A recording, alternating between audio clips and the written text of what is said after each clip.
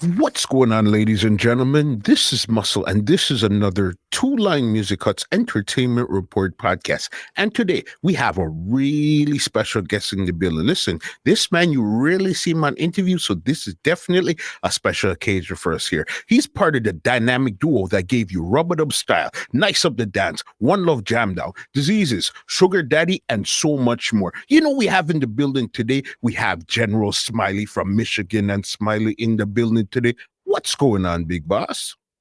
Blessed love, my brother. Blessed love. Thanks for the invite. All is blessed. Thank you so much for joining us here on the Entertainment Report podcast today. Yes, it's a blessing. It's a blessing. Good to go. On this podcast, we like to go right from the beginning and then bring it right up to 2022. So my first question for you is this. Where did you grow up in Jamaica, and what type of child were you? Well, I grew up between Kingston 13 and West Rural St. Andrew. I was born in Kingston 13. And then but my grandparents they were from Upper St. Andrew. So I spent time between Kingston 13 and St. Andrew. So it's like and because I attended school in Upper St. Andrew, I had to take the bus. So I was like a traveling youth. When I'm in the city, I spend time indoors because my parents they taught me a lot before school.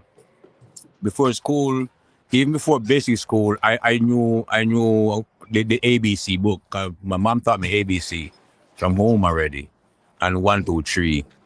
So when I went to when it got time to go to basic school, the teacher told my mother she don't think it is smart. She think I'm going to get mad because I'm way ahead of my time.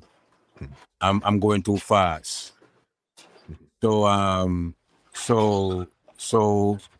my mother decided to and my father decided for me to go to the country and spend time with my grandparents and my great grandparents. So during the time for basic school, I was staying with my grandparents and my great grandparents.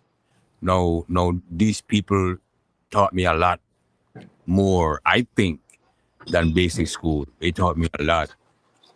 If I am in the city, I really stay in more. I stay in more and study more, read more, and try to do more. When I'm in the country, I go out more because there's a lot more to do out. Maybe that's why I like being in the hills now, because there's a lot more to do outside. You know, there were the rivers, the streams, the trees, the all kind of things I like about being in the country. In the country. And then what type of child were you? Were you inquisitive? What type of things were you into as a child? As a child, I like basically electrical stuff. I like to put things together. I like to hook up things and make things work. I try to hook up the radio to the phone, so the radio play through the phone. I hook up I hook up things, you know.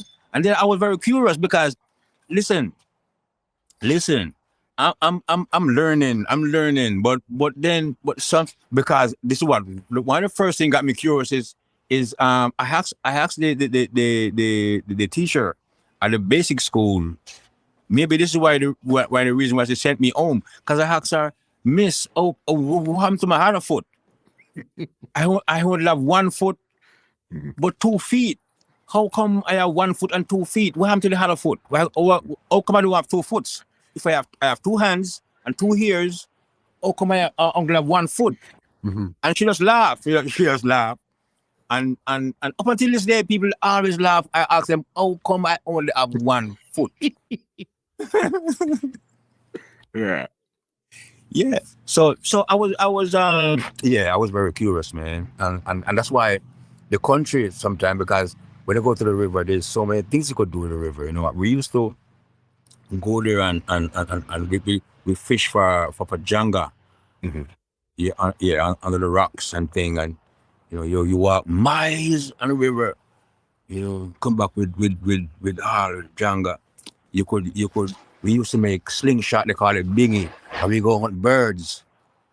We used to, because my great grandmother, she have properties, whole heap of land, and she we had to go there.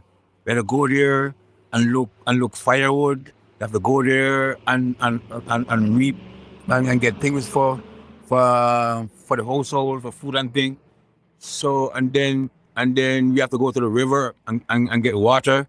We have to so it's a lot more activities in the countryside than in the city.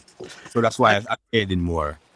And even now, back in the city, when you came back to the city now, what was the neighborhood like back then growing up? Was it a rough? Was it nice? What type of neighborhood was it back then? It was rough because that neighborhood started getting that way since 1976. It started getting really rough, and then there was fire, and then people started burn. Man, it was crazy. That was the election year, and that was the first year the guns came in play in election. So it was really really rough, Mhm. and so we that was some serious time for youth in the community in that time, because man, we everybody got crazy. You try to defend yourself and defend your house because there was people doing crazy things because of politics. Mhm. So You it's know, really politics that had it crazy right there. So the neighborhood was getting a little rough. So even school now, what type of school did you go to? What type of things were you into at school? well, at school we did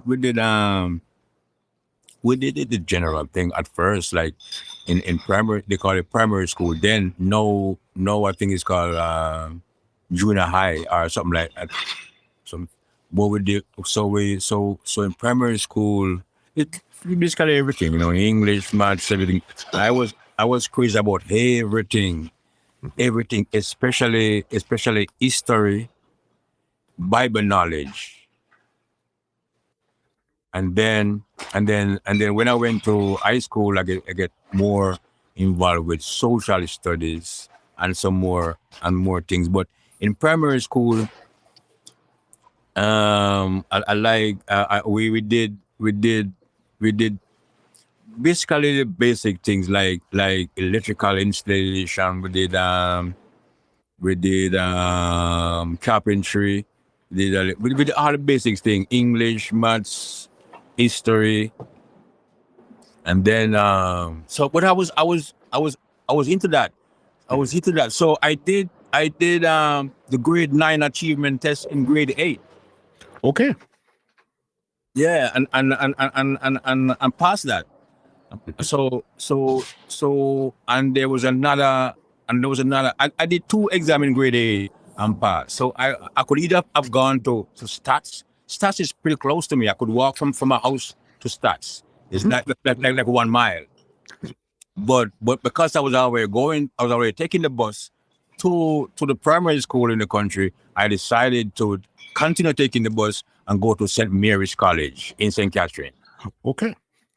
Yeah. So that's so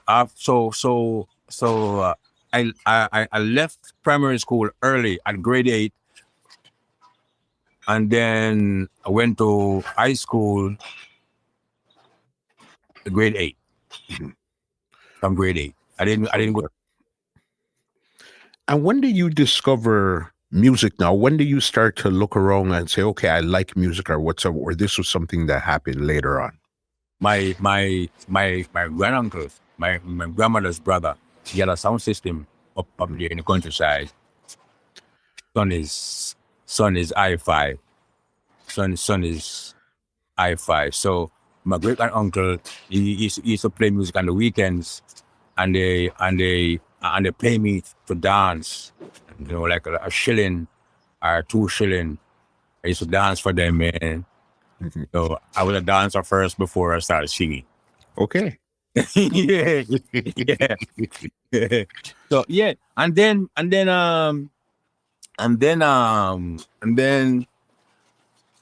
when I really decided to get involved with this thing, I remember I was in high school now. This time I was in high school, Mhm. and I remember I went to a dance one night close to school, a place called Above Rocks in St. Catherine. I went to King Attorney, Okay. and that was then it was Roy, Brown, Ranking Trevor. Mhm. Yeah, and I remember they sound good. I like the style. I like all the styles. They sound good. Read to me. They sound like, especially you Brown have the slanging style. But Rankin Trevor, he was putting together a composition, like a song. Like he put in. It wasn't wow. Mhm. Amazing. It's not anymore. It was like a can man's can iron. Cause this a can man's can company go bang. And this a can man. Whoa, can man. Gonna keep the city clean. So there was a story there. Mhm. So I'm listening to that, and I was like, oh yeah, man, that and that's the first thing in my head and the next day and the next day and the next week and next week, the Cane Man skank and that style. So now I decided to practice the nursery rhyme, Mary Mary. Yeah. Like the Uri style. So you seen Rankin Trevor, you were and you Brown on one dance, King Atani, and then you liked you Brown slang. You like how Rankin Trevor put it together, and you like you Roy's flavor also. So you took those three and understood the DJ style from there. I took those three and put them in one Mhm. and started from there. So there was I was by this time my grand uncle, he wasn't there anymore. They had sold the shop. They sold the sound system because his wife had died, and he was trying to get out of the business and do something different. So now there was this man in a community, Mr. Charles. His son decided to do the same thing at the same place because his father actually bought the property from my great uncle. So now he have a shop there. So on weekends we used to go there and play music. He have a little sound system, a little small, not as big as what my uncle had, but a smaller thing. So that's where I first started out doing that. And Yes. were you still in school at this time here now? I was still in at this time I was going to high school. So now and then all during that time I keep doing that. I keep doing that. There was another sound system that came up in the community. Um this was Aishans, King Aishans, or Aishan, King Aishan. So the bill. So now I have the little one. I keep practicing. So when the big one string up and playing, then I could walk over there, and then I take the microphone and I do the same thing. Start practicing and thing. So and then so now after I graduated from high school, I keep doing that. Cause now I was volunteering for the government, teaching. I was in youth service. Mhm. So and then I start to buy my own records and take it, and that's when I like that the one song with Sugar Minot, Vanity. So vanity, I was doing that. So vanity, so don't put the trust in vanity, 'cause it will let you down. And then there was a version on it. There was a version on it, and that's why I practice um the Mary Mary and that one. Mary Mary crying country, we see how on the river by the flow. Yeah, and that was the first song. I present that first thing to to Michigan, Even before we even get to all of that right there, your name, how did you get your name, General Smiley? Because when you were on the smaller sounds, was your name General Smiley then? No, no. Just at first they used to call me serious, Mhm. as I really didn't smile a lot, and because I was from the city, Mhm. they said I'm a bad boy. I don't smile a lot. So one day we were helping this old man, this elder, to he had a shop and he was doing some repair work. So we were helping him just because his son was our friend. We just went over there for that day and gang up and started helping him do the thing. And we were just there talking and talking. And then I smiled and the man said, look, he smiled, Smiley. And that's when I get the name Smiley. Mhm. Then the General Smiley, I got that from Coxon, the General from Coxon. Okay, so then this, I'm going to keep in mind that right now, as a DJ on a small song and all this stuff here, your name is Smiley. That's Smiley. what you're DJing under. That there. Okay. How do you meet Michigan? Well, man, that is not good. You see, that was the same time during I was okay. There was a little sound system in no we're talking about Kingston. We're talking about Kingston. There's a little sound system in the community in right there in Union Gardens called Third World. So I was going through the fence and going over Third World on weekends when because that you would they used the two of them over there, but they were electricians, they were technicians, and they build the amplifiers, Mhm. and then so they build the sound system themselves. So we were over there on weekends, and I was doing the same thing, learning, practicing. Um, at first I was trying to sing. Okay. Yes, at first I was trying to sing.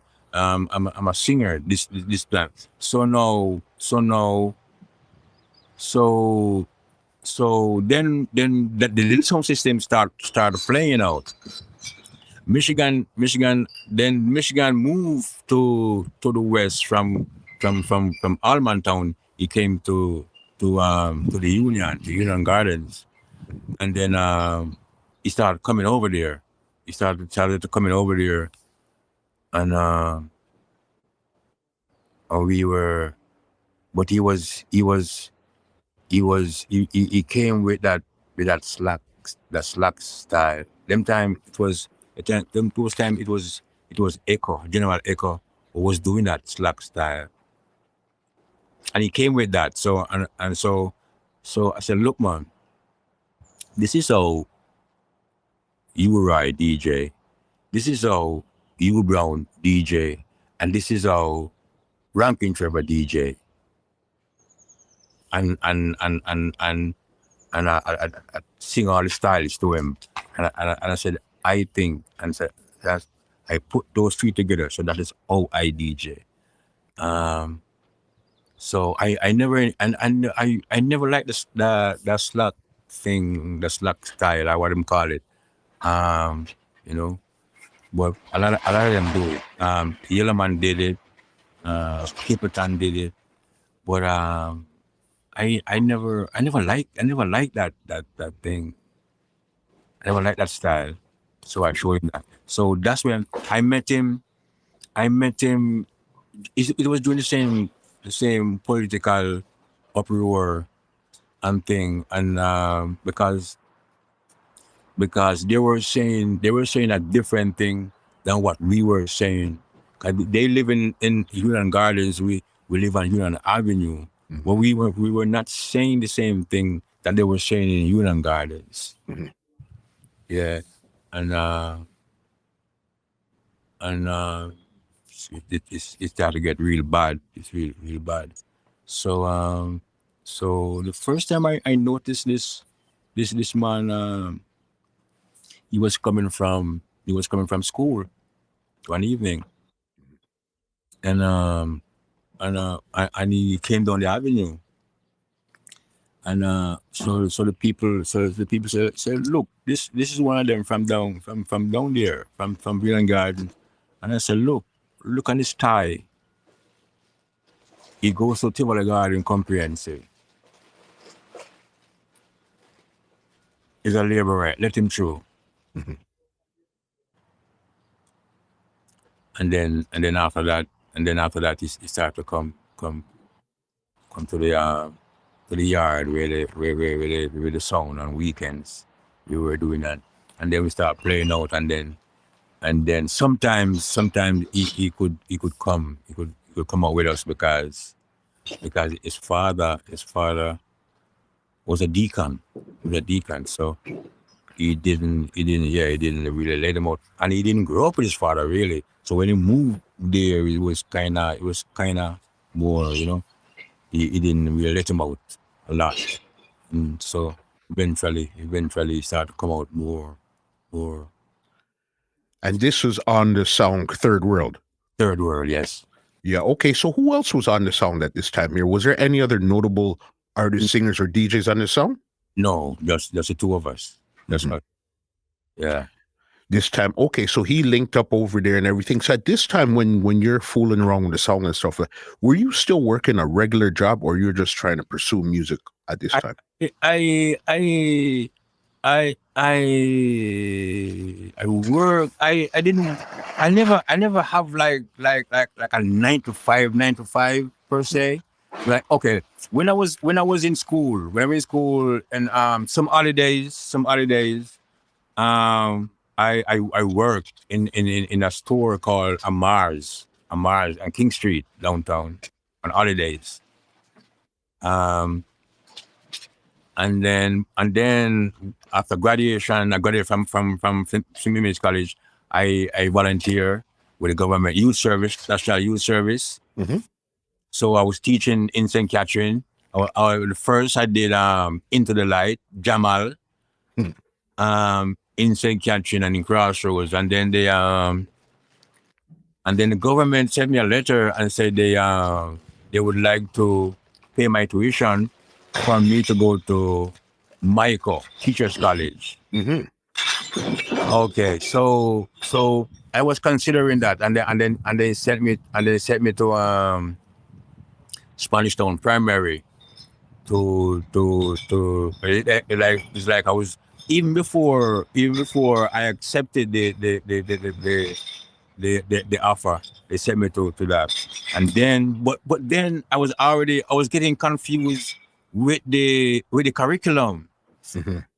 It wasn't what I expected, and that was in my head. That was in my head. The curriculum looked to me like it's been watered down. Water. Remember, I studied for GCE O level Mhm.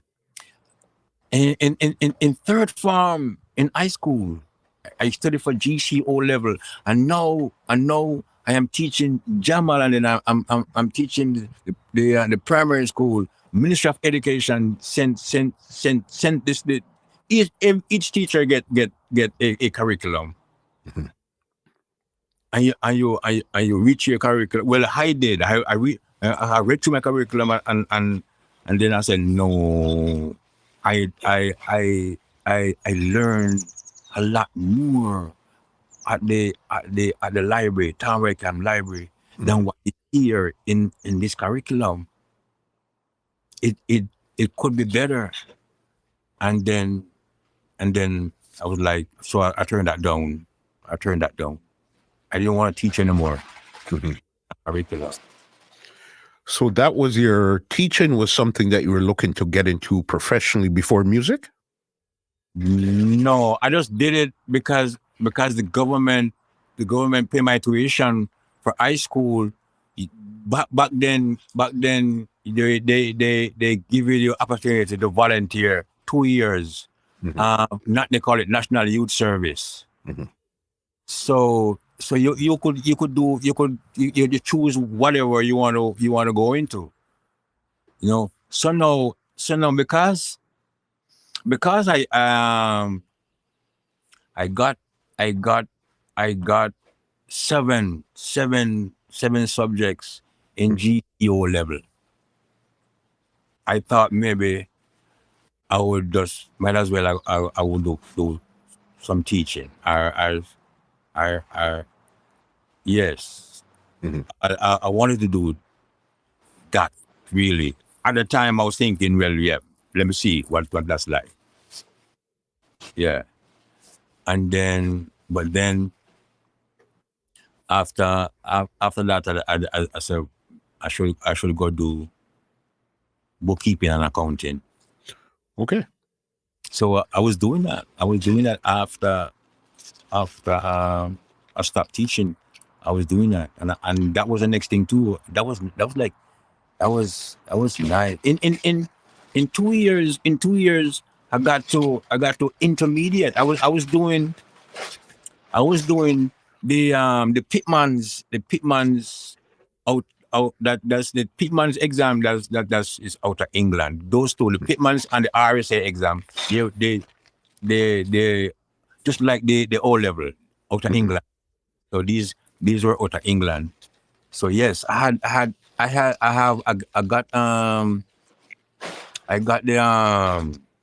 the Pitman and the RSA basic and intermediate bookkeeping and accounting. At that time there. And that was when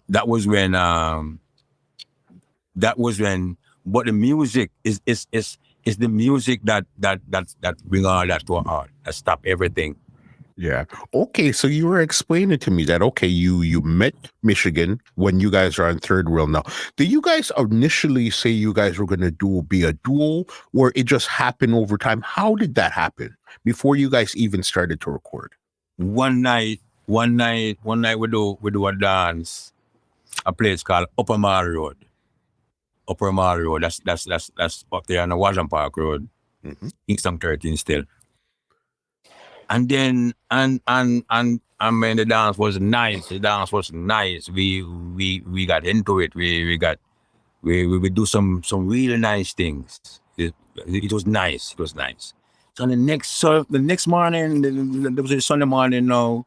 The Sunday morning now. I was in the next yard with a different sound system, a different sound system. But this one now I wasn't the singer. I was the selector. Mhm. So and then a man came up to me. He came up to me and he said, "Man, that was a nice dance last night. You know something? Why did don't record together? I would like to hear two of you on one song." I was like, huh? That's interesting. Mhm. That's interesting. And then now I said, okay, so I went to Michigan, and I told him what the man told me, and that's when I told him, this is how that you are a DJ, this is how you go and DJ, this is how Trevor DJ, this is what I have, and then I took him to my house, and so my mom bought a stereo. She bought a stereo, and I was already buying records, 7 inch. So I played the Vanity, I let him hear it, Sugar Man, then I turned it over and played the version and start doing me, and let him hear it. And that's when we start working on that together. Yeah. Just like that, because somebody suggested it. And you said, okay, because you guys are connecting already. So then you said, now let's try it together. And it started Yeah. to work. Yes. And we practice in my house. In my house, practice. But but I was well, that was a DJ part of it. Mhm. DJ part of it, yeah. Yeah. So yeah, man. We and then when the that this was no so 76 was the election. Mhm. 77 is when things calm down again, and like all the time they always bring up this peace time. So no, they had changed um that all and that community. It used to be JLP at one. They all at that part now that burnt down. Now the people end up in Spanish Town Mhm. up on that hill, and so not though so the area becomes predominantly PMP, even though there was some trickle of JLP still there. Mhm. So no, so they brought Black Harmony from Fletcher's Land, which is JLP, to play a Coronation Lawn, which is PMP. Mm. So no, I decided to say, man, this man over there, this man gonna be in danger. This man is in danger. So I went over there. I went over there Mhm. and I pick up the microphone and start to work the microphone. And then at the end of the night, um he tapped me on the shoulder and he said, "Yo, man, come to Fletcher's Land. Come to Fletcher's Land. Come DJ the sound." And then I started going to Fletcher's Land. So then I said, "Yo, Michigan, I have I have a bigger sound system, man. Come with me, and I go show you this." And so I take him to Fletcher's Land, Black Harmony. Black Harmony say, "Yeah, man." So we start. So now we went to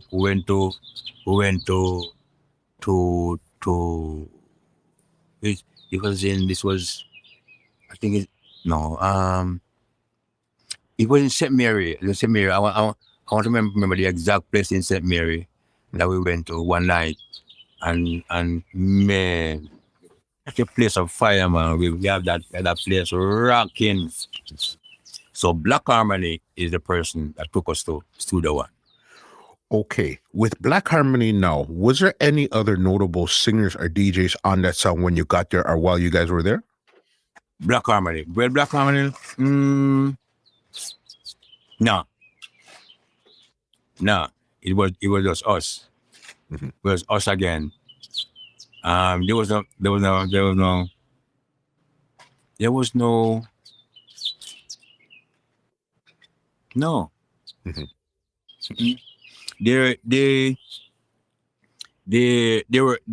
there were singers and DJs up in that era, but now that Echo, Echo, General Echo had this nice sound system now, new sound system. Black Harmony is an older sound system.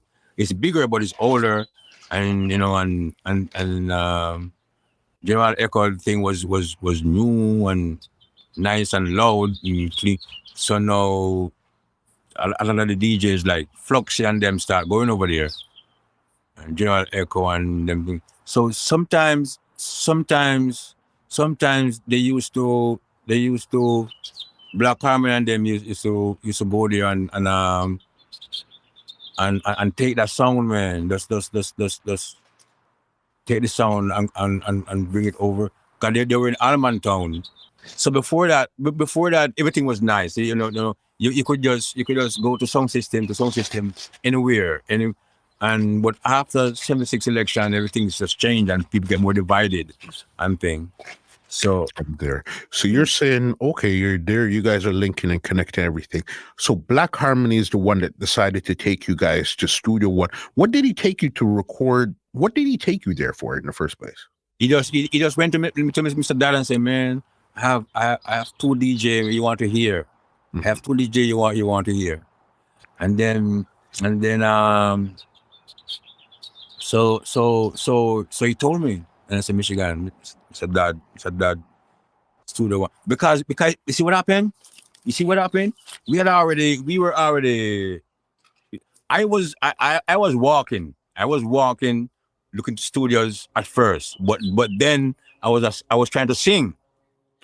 Now that I work for this thing now with Michigan, the two of us now, we start to walk again to hit up some studios and look for producers. So we walked to Channel One, a big date and Ray, and then we walked to Studio One.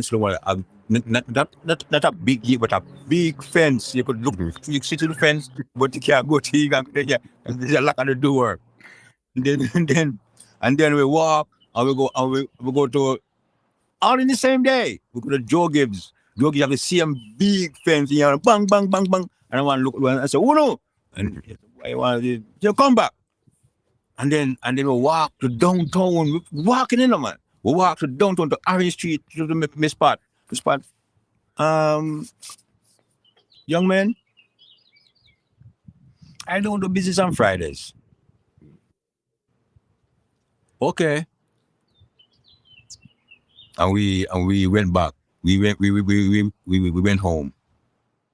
And then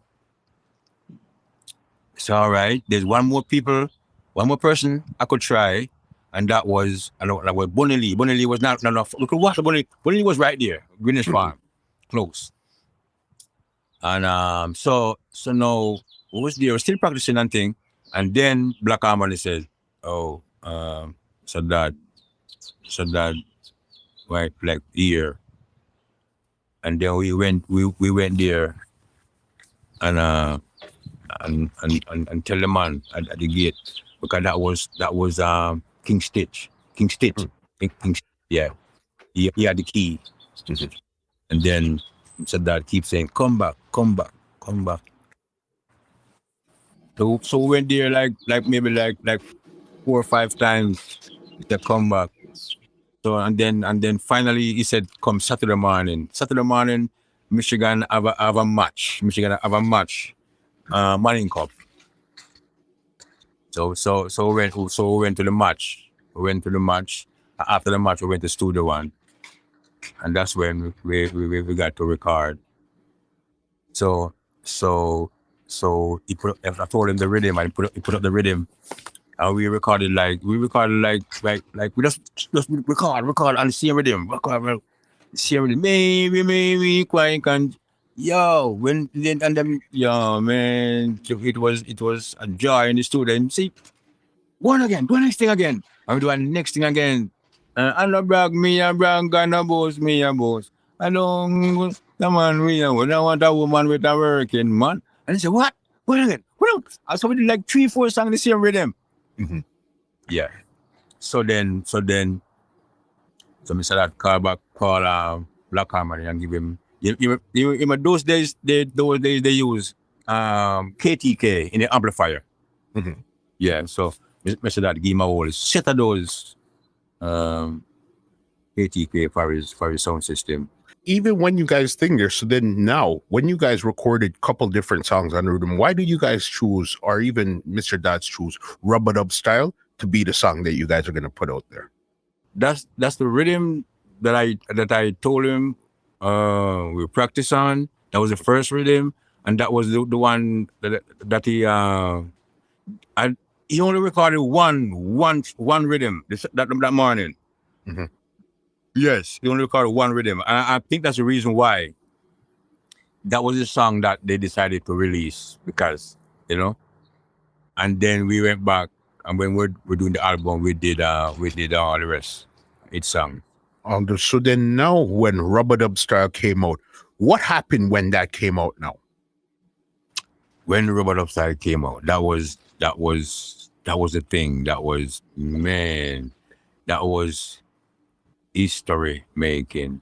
That was the whole thing, cause it was the first ever in Jamaica 2 DJs do something like that together on one song. First ever. It was the first ever 2 DJs doing a composition. It wasn't anymore before this, because I say before that, before us. Mhm. Before us, it used to be what they call toasting. Yes. It was just toasting. So you're, wow, wow, you do hear that? You do hear what? So now Trevor, Ranking Trevor, to me was the person who changed that to you know, on my way to Sablama, here come a story. There was a story there in Salamar Rock. There's something in Caneman's Camp. So Trevor to me changed the whole thing. And then so now that's why I did that like that. So Michigan and Smiley, we were doing composition. Mhm. Yeah, not toasting. We're really actually, writing. Well, I was writing songs. Mhm. And at this time, as you said, it came out. This is history because you guys are now the first DJ duo to actually come up with a composition on a record. So then, did it take off on radio, in the dance hall? Where did it really take off? And then what did it really do for you guys' career at that time there? Man, it take off. The thing took off everywhere. Everywhere. Everywhere. It was on all the radio station that it was number one for weeks. Sound system. That thing play like 3-4 times. Anytime that song play like 3-4 times. Any sound system. Every bar you go into, the song in the jukebox. Everywhere goes, Mary, every and little children on the street side, Mary, quite country. And they don't sing. They sing all wrong words, but they're singing Mary, quite country. Man, that was and they're like, we blew up. We blew up like that. Michigan and Smiley. Number one, everywhere. That was 1978. Mhm. 1 year pass of that thing, Rubber Up Style. In 1979, Mr. Dad released Nice Up the Dance. Wow. That was the next thing. Mhm. That was the next thing. It was, man, it take us, it blew up even more. There was no number one and the more weeks on the chart. And thank you. And there was more weeks on the chart, and it was fun. Mhm. Fun. And then that's when it overseas. And we start traveling overseas. So did you guys start to do shows? You guys were DJing on bigger songs. What happened for you guys when that song came out then? Since it was so popular. when that song came out, we didn't do sound system for a while, for a long time. It was all stage show, it was all shows. So we started out with Soul Syndicate because they were close to us. Mhm. Kingston 13, Soul Syndicate band, and with some man that was full wood, Shina Smith, um um and the bass player, he's still here too. Mhm. He uh I'm gonna tell you his name shortly. But they were the one we started out doing. We probably do every high school in Jamaica. Mhm. We were going to the high schools. The high schools are doing in that term concert in the high schools all over the island, man. We did concert for the radio stations. We did concerts for, man. It was that was where the fun began. Mhm. All fun. Mhm. So you guys have the song here now. So now, as you said, that was a big exposure. So then now, Nice Up the Dance. How did you link back with Coxon now to record the second song now? No, so now we went back to we were going there, and we talk Coxon. Coxon Zamani, he travels. So when he comes back to Jamaica, he always bring back things for his artists, especially us now. Know that, remember Cox for 10 years, Coxon did not release a song in Jamaica. Coxon was in Miami. He had a pressing plant. They mix and they press and some things in Jamaica, but the place was not open. It was closed down. Mhm. So when that song released now, it was doing so much. So Coxon reopened the compound and opened the store again, and everything is in there. So Imam, so we want from the store. We didn't bring anything. He said, look, what I bring if you want anything from what's there. Look what does come down. If you want anything from what does come down. So this is how Coxon used to treat us. Mhm. Yes. And so we were going there. So then he said, said let's record, let's do an album. Let's do an album. So okay. So that's how so now Let's Have a Dance became the second song on the album. Mhm. Yeah, and so 1979 he released Let's Have a Dance, and that add fuel to the fire. Because even Nice Up the Dance, how did you guys come up with it? Because me personally, I remember hearing somebody like Jamaica have something like that. Exactly. That's the person.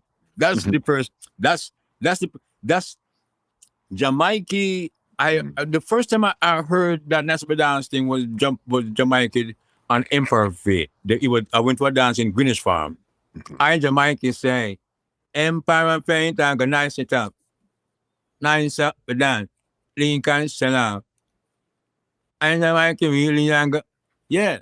And then I went to Jalov and heard Biggie with that lyrics. Mhm. And then I saw Michigan with the lyrics. So we recorded it Mhm. for Coxon, and it hit number one. But it's not and Michigan didn't write that song. That was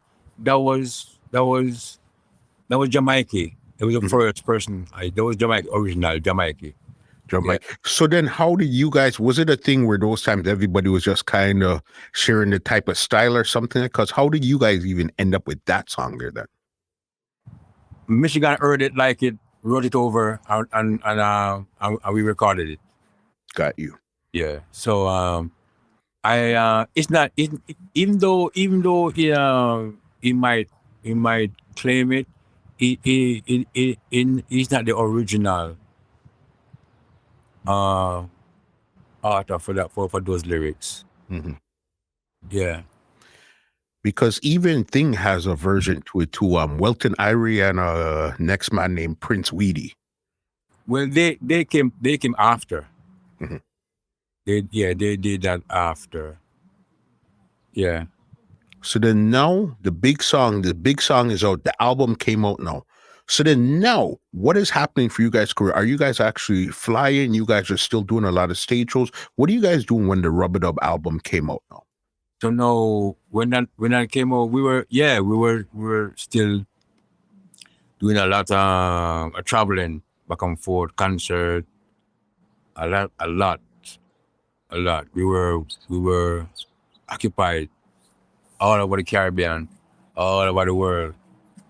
We were occupied mainly the U.S., the Caribbean, England. Um, yeah, we were doing, and then in 1980, Mhm. 1980, we got we got we got signed to a management company called Nest Gas. Nest Mhm. Gas decided they want to manage Michigan Smiley, and so they assigned Janet Enright, to be our manager, and then Arville Silveira to be road manager. So we were recording. So then we did the first song we recorded for Nest Gas was One Love Jamdown. Big, big, big song. Yes, and that started to cause some problem. All right. So you're saying when One Love Jam Down came out, it caused problem because something like that, it's a nice sounding song with a great message. So what was the issue with that song now when it came out? The issue, it was 1980 was election year, and then it got worse because 76 it started with the confusion and the fussing and fighting and really 1980 got even worse. So Michael Manley was the one who came up with that. He was doing his election campaign. So now he was in Halfway Tree Square, and he said these two young men, they say the socialist barrier breakdown. Is that true? And the people said, no, no, no. That song said social barrier. These politicians, they're not dunce. Mhm. They're not dunce. No, I am up until this day, I am wondering. Two youth, 20 days of age, just coming from high school, and you won't put this two youth life up like that to be killed? Mm. Then the next morning, I was at Channel One studio when somebody across the street called out my name and say, "Ismail, you're liberate, you got dead." I was at the studio, so I took, I just, I walked towards him. I said, "What did you say?" Mhm. And he walked further. He was going on and say, "You're liberate, you got dead." Where, and Michael Manley and last night and half a tree and so I left the studio. I went over and I called my manager and I said, "Listen, something happened just now." And I explained to her, and that's when she called Run It Waits on the radio, Mhm. and that's when the whole thing blew up to be political because the song said social and Michael Manley said socialist. That song did not say socialist. All we were saying is that no, no, we have the freedom to go uptown. That's why it's saying no more uptown, downtown, Mhm. one jam down. No more uptown. That's what it started. Now we have the freedom. I remember as a youth growing up, a lot of my peers did not. They don't want to go past Alfred Tree. They don't want to go past Crossroads. A lot of my peers are not going to Constant Spring, Manapar, Papine, because it was so much divided uptown, downtown.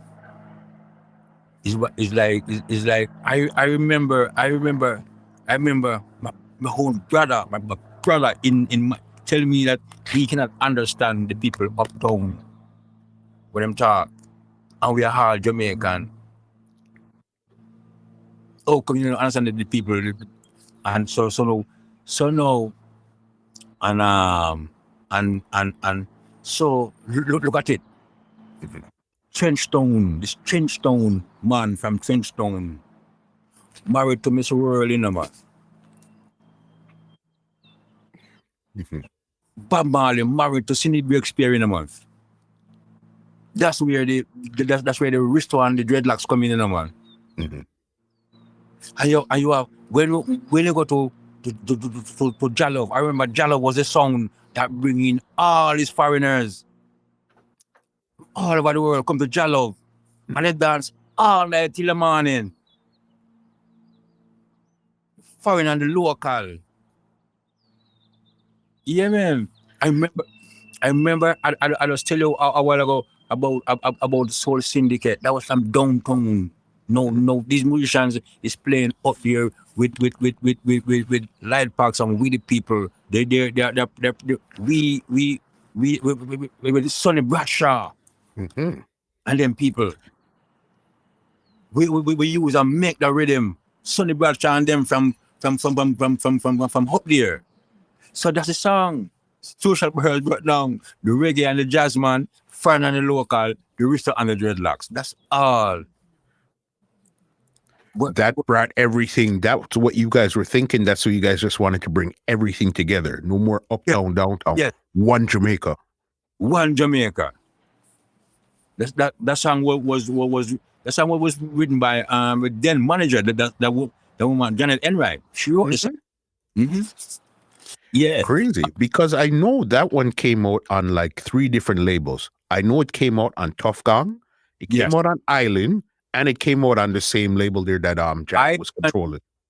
Island came over there and because the reason why it's an island is because it released first on Bob Marley label. Mm-hmm. It's the only song on Bob Marley label. Only song on Bob Marley label. And then we brought Freddie. We brought Freddie, and he's also on that song. Freddie. The first release, Freddie was on the flip side. Mm-hmm. So now, at the same time, Bob Marley had Bodyguard. I made a draw Bodyguard. Bodyguard was number two. Was number two for like 13 weeks, and One Love was number one. So now we're going into months of One Love being number one and Bodyguard being number two. You can't go around, can't go around. That's when Chris Blackwell came to Jamaica and bought the song. As soon as he paid for the song and signed the papers and everything and way, Bodyguard became number one, and that song disappeared. Ah, boy. The music business, boss. If man, this industry, this industry is a trip, is a thing, it's an experience. Mm-hmm. Yeah.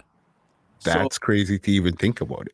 yeah, man. So island shelf that because it had but his thing at number two. But even though it came out on the Bob Marley label, so it was still in-house type of thing, what was the issue then? The issue was just It's just that Island Record was paying was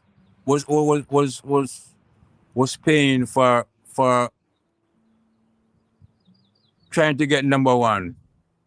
We weren't paying anything, but we were number one. Mm. You got stuck at number two for quite a while. Mhm. 'Cause they are major. We were indie. You know, they're major companies, Island Records, major label. We didn't even we didn't have a label. That's why the song ended up. Bob Marley is the one who said put the song on my label. Yeah, but Marley's the one to put the song on my label because Bob Marley like it. Mhm. You know, and I was a good friend of mine. I used to hang out with Bob Marley. Okay, so you knew Bob Marley good also. Yeah, Mhm. yeah.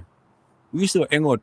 I was good at hang out. You know, all of them, Jacob and them, and I was there the Sunday when Jacob died.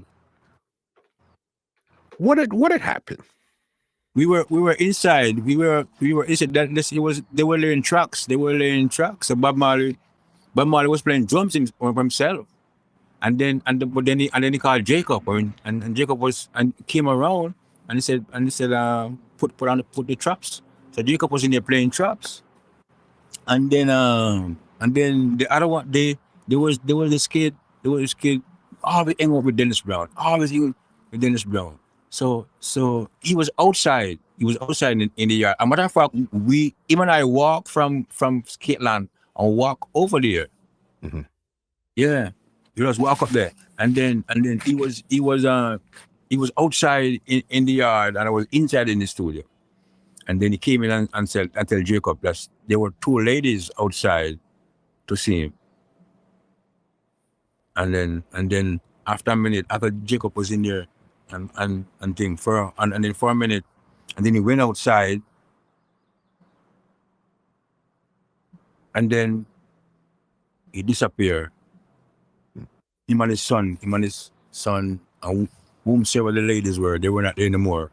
And from for like half an hour or 45 minutes, they were gone. And then somebody came to the. By this time now, we were outside play football and thing, and then somebody come and say Jacob Miller crash on a half a tree, cane man. Mm. So yeah. I apparently went to get some like sugar cane, some crash. We run my son in the car to run the light. It's the friends you meet along the way in the business. You understand? You know what I mean? Yeah. Mm-hmm. Okay, so you guys have this One Love Jam now. So then now, where was your career now? Because now you have manager. You guys had this song that was number one for so long.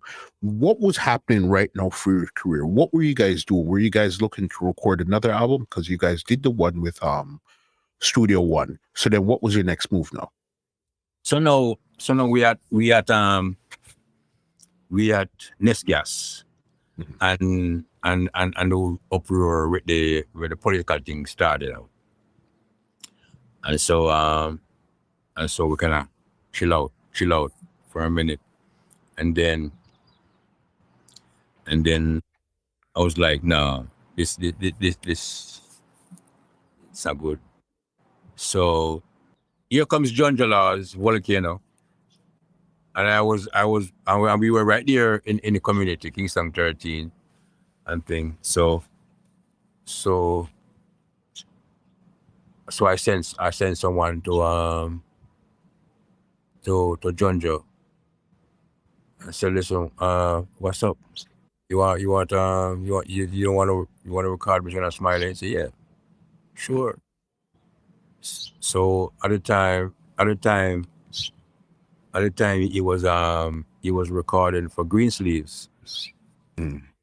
The Greensleeves. So he did the album for Greensleeves, Down Pressure. Yes, that song was a big song there too. But then this is now when you got the super massive song right here now. Yeah. Diseases. Diseases. Mm-hmm. Yeah. So diseases again. So blow up again. Mm-hmm. Is blow up. And yeah. We're doing good now. We do very. So and then Jojo, Channel One. Hold on, we're gonna get to channel one. Yes, we gotta move back. We gotta get to disease because this right here was a big album, the Down Pressure. Yeah. All right. How did you guys come up with diseases in the first place? I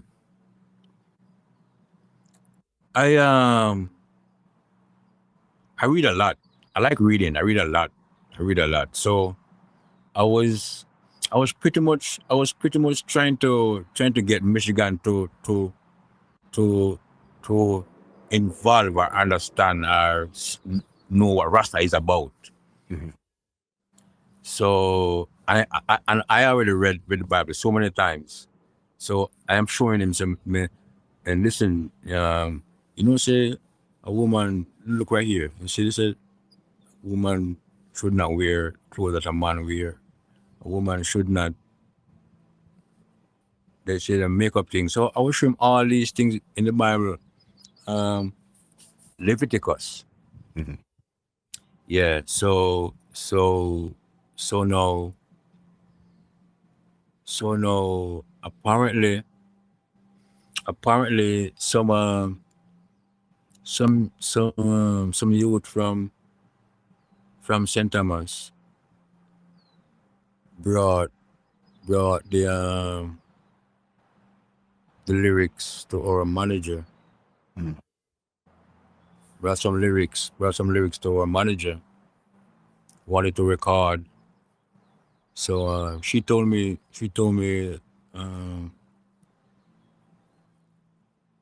them words that Michigan put with my words, that's not his words. He stole them lyrics from her desk. That's what she told me just lately, because I didn't know that for a long time. I didn't know that. I thought that was his song. 'Cause he claimed that was his song, but some of what I show him in the Bible, what is in that song, is some of in Leviticus. Mm-hmm. So that this is the song come from the Bible, Yes. basically, yes. Yeah, the fundamentals of that song in the Bible. It's about how the woman dress, and the makeup and all them things. It actually was because the Bible is always modified. Maybe you have to read all the Bible. You have to read the older Bible. That's why you have to keep reading the Bible over and over, because the Bible is being modified.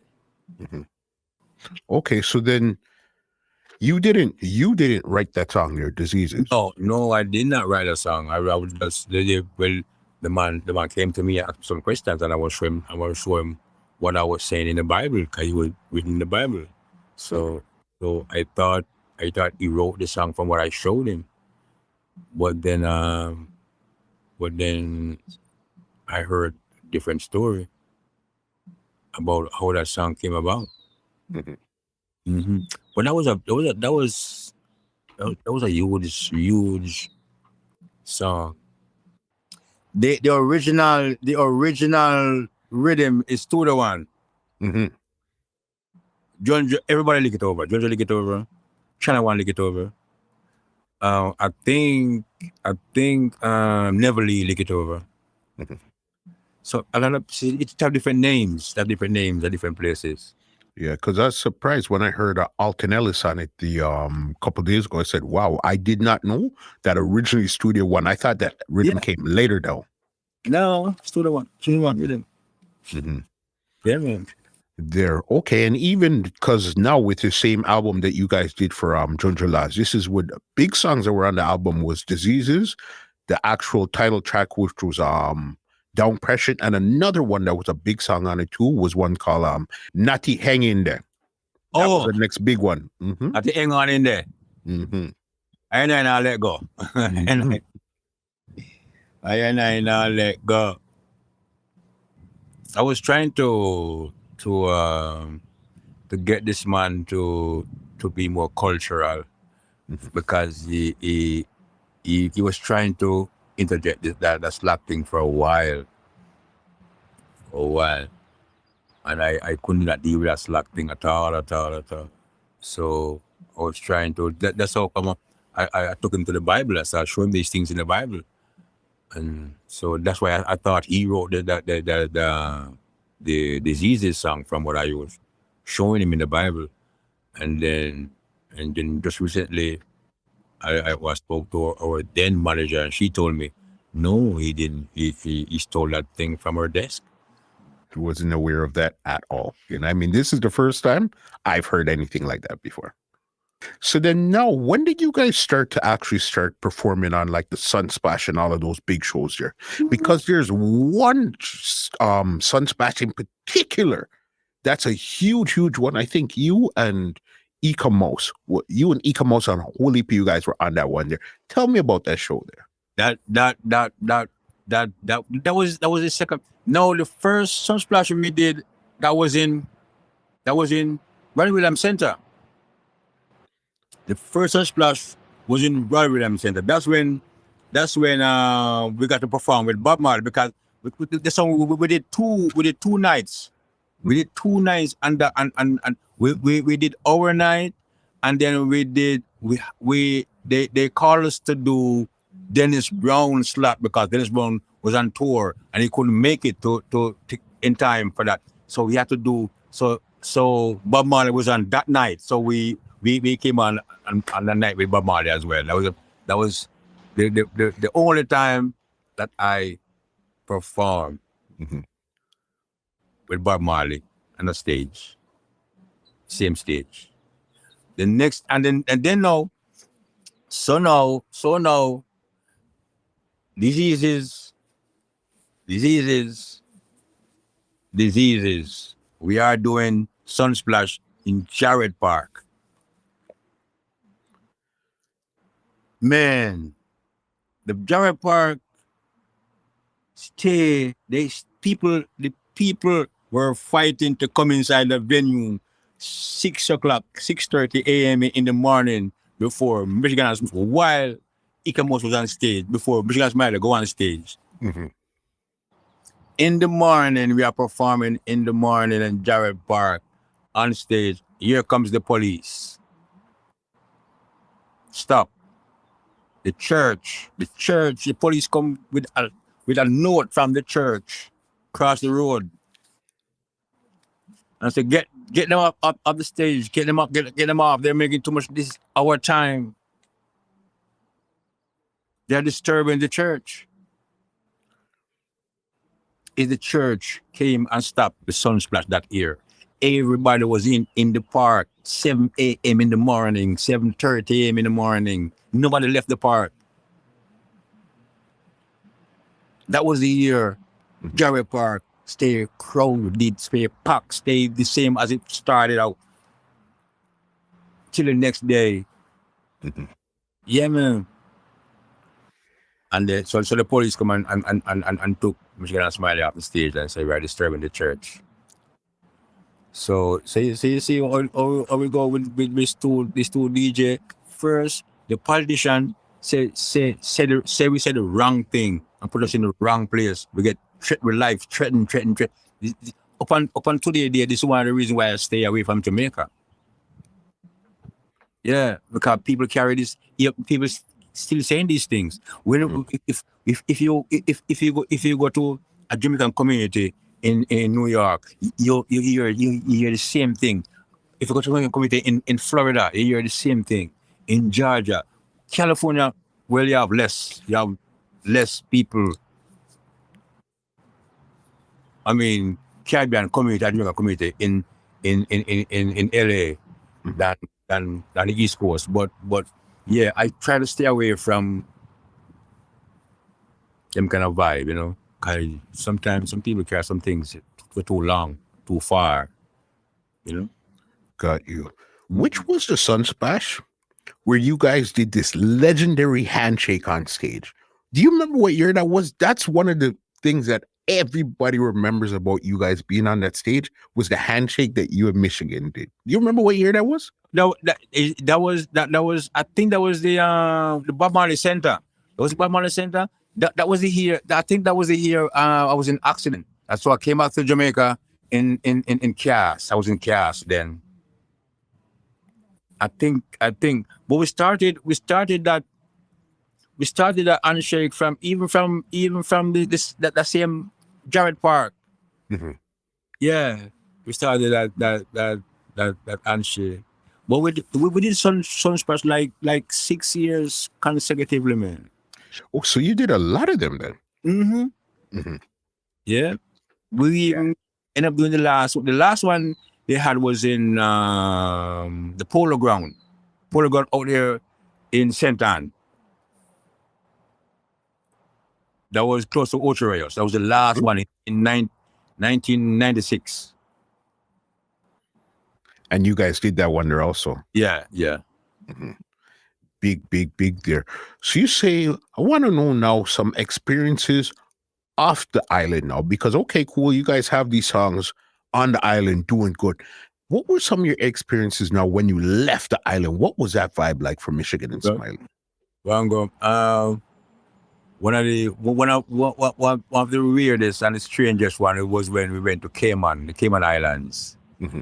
And yeah, they didn't like me over there. They didn't like me over there with my dreadlocks. They said, "No, you can't come here with the dreadlocks, man. You're crazy." And then they turned us back. So we went back. And we made that report. And then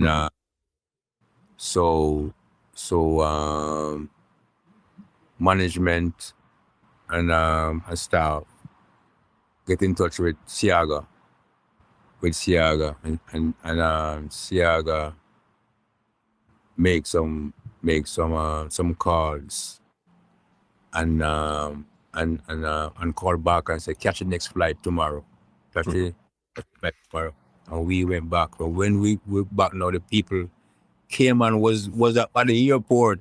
Cayman was at the airport. There was people at the airport, and they was like, yo, I felt like a king then, like I was the king of something, somewhere, you know, because and the funny thing is, inside Cayman, there are people with dreadlocks there. But you have to be born there at the time. You have to be born in Cayman and live in Cayman to be able to function with dreadlocks. Mm-hmm. Yeah, man, the people, they turn us back and said, no. So when we went back, we were, man, warmly accepted. The people them shake the fence almost tear down when we got to the airport. That was nice. We have some nice time too I like Barbados. Barbados nice too. Okay. Nice. St. Kitts and Nevis. With St. Thomas, St. Croix. That was where first there was where St. Thomas. I saw dreadlocks police, dreadlocks people working in government, like, and dreadlocks fireman. It's the first in St. Thomas. I didn't see no dreadlocks police in Jamaica. Well, up until this day, I don't see dreadlocks police. Unless they're undercover in Jamaica. I don't see dreadlocks fireman either in Jamaica. But outside of this, you see, and then And next place, man, then we US, then there was the man, America was something else. How was it the first time you guys now went to the States? Because remember, this is now the really big stage here now. What was that like the first time you guys went to the States? Man, it was it that it's hey man, that was something else. That was something else. The people, everybody, young people, old people, hey everybody. Man, I remember what they try to shake people and they take off my ring, off my finger, my ring gone. Just think I'm gonna wash it gone. Then somebody reach up and get off my neck, my scarf gone. And they would, man, it was like so. Yeah, it's still his fun, but it still is fun. You find the same kind of thing a lot of places still, but then it was like yeah, you have to stay more inside. You have to spend some more time indoors until but you know we were already always gone, always gone. You know, when if you're in Jamaica, you have to do you have to do television, you have to do radio, you have to do the newspapers, and then you have to do we hardly do like club shows. Mainly the main club show we did in Jamaica was for Pulse for the modeling company. Mhm. Yeah, we did. But it was a lot of outdoor festivals, outdoor festival. Even the school shows is always outdoor festival. You know, because most schools have a parade ground. You know, it's always outdoors. We do shows for the radio stations. Always so we keep doing, and then we do a show. We do a tour. We tour the island for Clancy vehicles. Hmm. Yeah, Yeah, Clancy vehicles. Yeah, that was big there.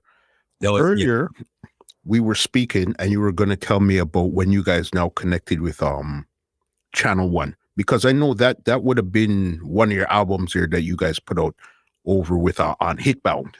Yeah, step by step. Yeah. Hmm. How did was that one? How did that album do for you guys? Because it doesn't seem like it didn't really have any of the massive hits that the ones before had. It seemed like right when we were doing that, right after we finished doing that, that's when I think that's when Tommy died.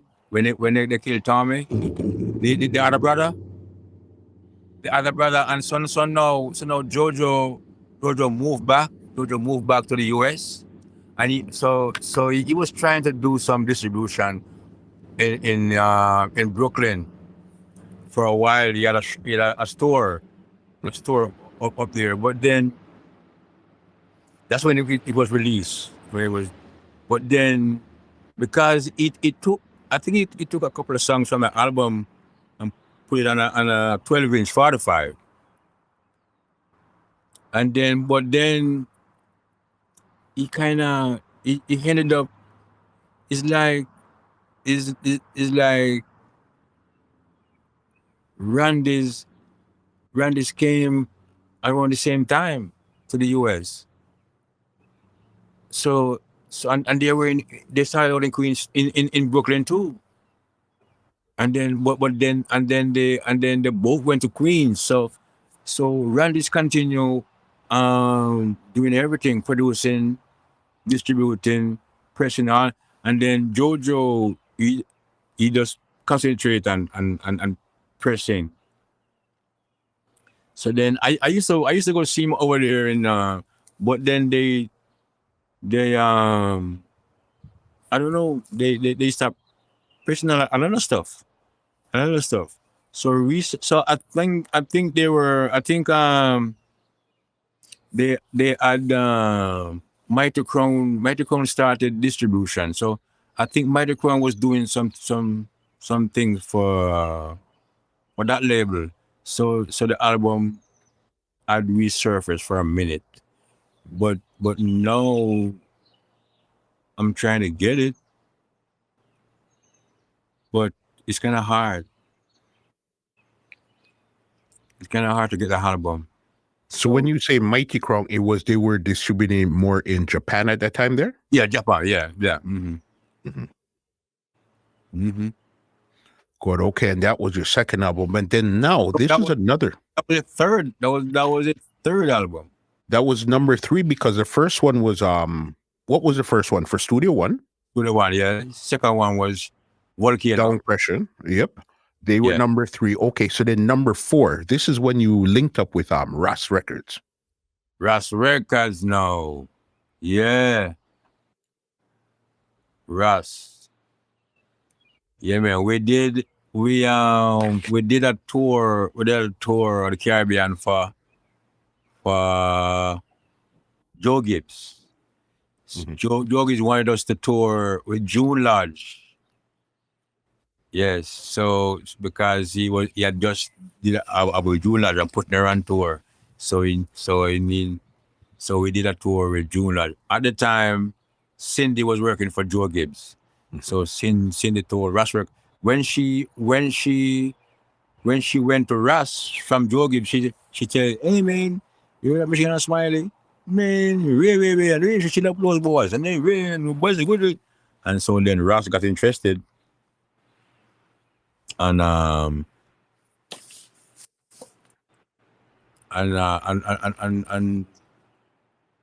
link, and Ras made the link, and Ras came. He came to Jamaica, mm-hmm. and then he asked for lyrics. He wanted to see lyrics in book written. I like that because I always from early out I always write. I used to write out my songs, go to the library and type them out and print that and put them in folders. So I have folders. Even now I keep folders with songs. That's so like a book. So you know. So I brought them. I brought some songs. And Michigan brought his book to Ras, and then Ras chose the songs that he liked, that he liked. So that caused a problem as well. That caused an next problem as well. What happened now? It seems like, listen, we heard all of these big, nice songs and everything was good, but it seems like there was a lot of problems in the back end. Yeah, man, this industry, it looks good, mm-hmm. and exciting from the outside, mm-hmm. But inside is not nice. It is not nice. You have to practice. You have to practice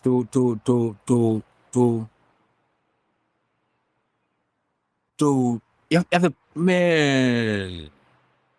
What do I say? No. You have to hone. You have to hone your patience skills.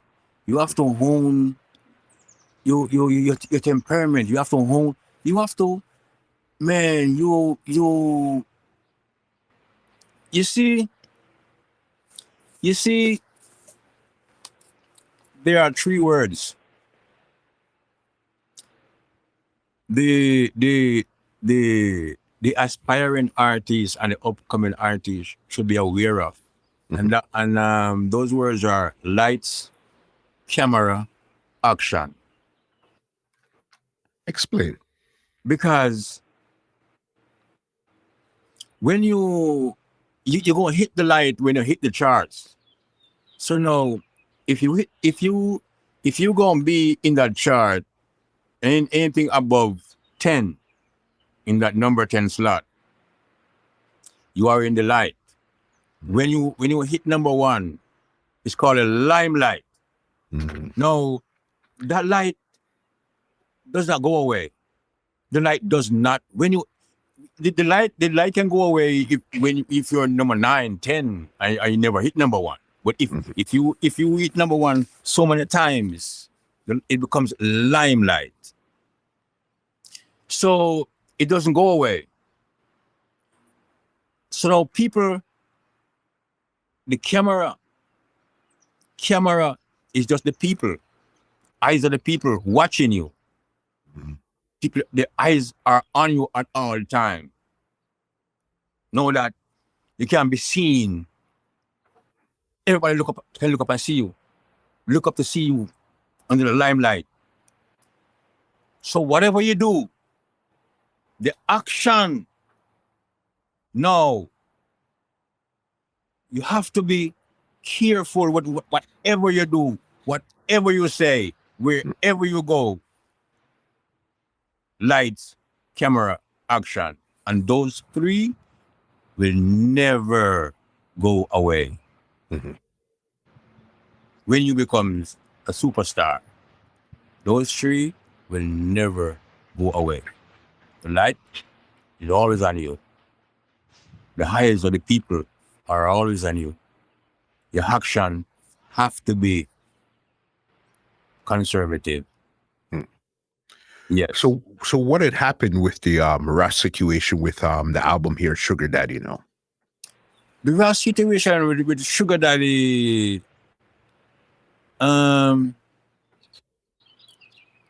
is sad because, man, it's 2 people and 2 people, and my thoughts then is 2 young people growing. Are we doing things together? Are we doing these things? When the man asks for songs, the man is getting what I do. I type out my words, I arrange them and put them in. And so when he asked for songs, I went there with just one folder with songs. Then the other man came there with a book that he write some things in. Rush took like I think it was 2 or 3 days and go through things and sort out things, and came up and said, Smiley, I want these 7 songs. So there was only two more songs that he wanted, and he chose those from the other man. And that was when I think because what had happened was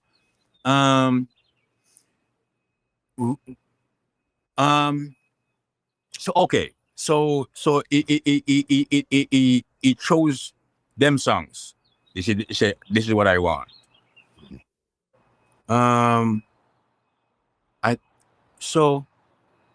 Before he chose this, he came to Jamaica and chose the songs. He said one of you I need to have a meeting with one of you in Miami about an album. Okay, so Michigan went to Miami. Michigan went to Miami. It was like after the whole political thing went down, we had moved. That's how we ended up in Spanish Town with Creation Sound. So we were spending time by there. I was spending time uptown and Ruben. So Russ Records, Gary email for give Michigan the advance for the album for Michigan and Smiley. And Michigan took everything. He took everything. So Russ came to Jamaica. He chose the songs. Turns out that he chose them 7 songs. And so we recorded at Tough Gong. Because I like Tough Gong. Bob Marley plays. Bob Marley is my friend. So this morning in the first day at studio, we went to the hotel where after we went to breakfast, we pick up some food, now we're in the studio. And I said, Russ, no, we got this far. So we got this far, you choose the songs. Now we're here, we're about to record. What happened to my advance? Is there no advance before recording? Sure, I gave Michigan the advance to give to you. I said, what? You give who? When? Michigan fly came to Miami. I signed contract and I gave him the advance to give to you. When I turn and look at Michigan was eating. And Ross turned and look at him and Ross said, Smiley, don't worry, I got you. Let's do this. Mhm. So he maintained the expense to commute back and forth to the studio. And then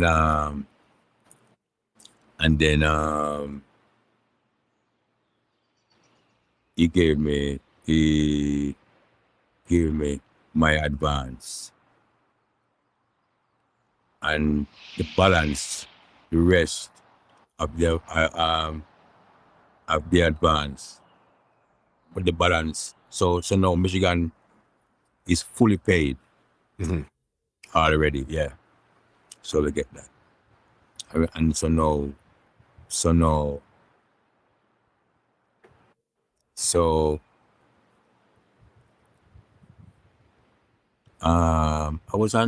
were we coming from? We were on our way from someplace in the Caribbean.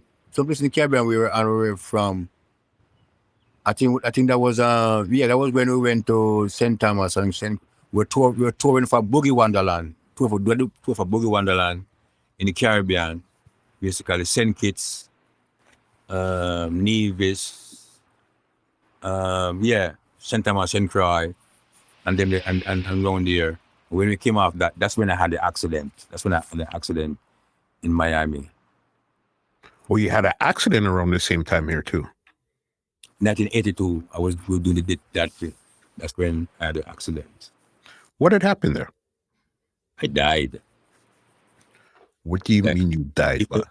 If you check the Gleaner, the Jamaica Gleaner, the Jamaica Star, you check the archives, you will see where General Smiley died, pronounced dead in Miami from the car accident. There was a bus who hit the car. We were getting ready because Michigan's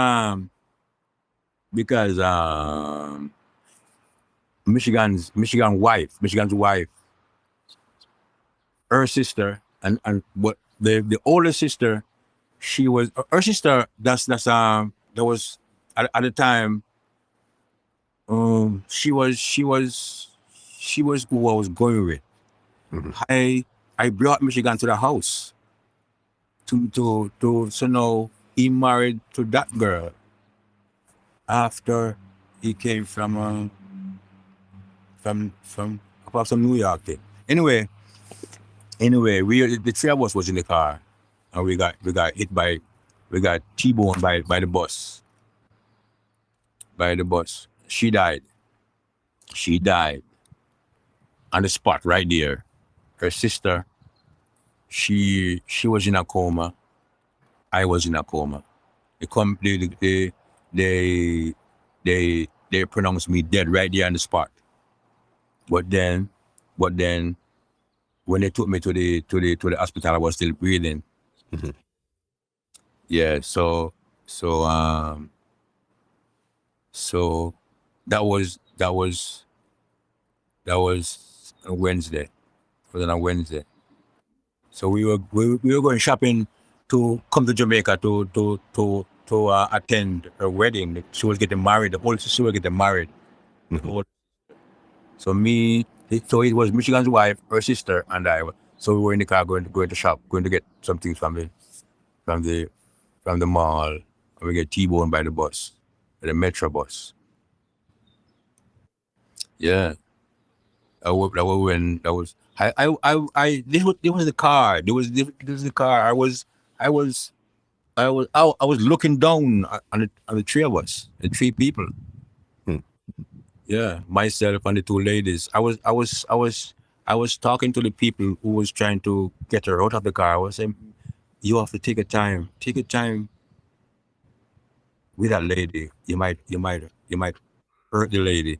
But I could see she was like that already, and her sister. They were like that.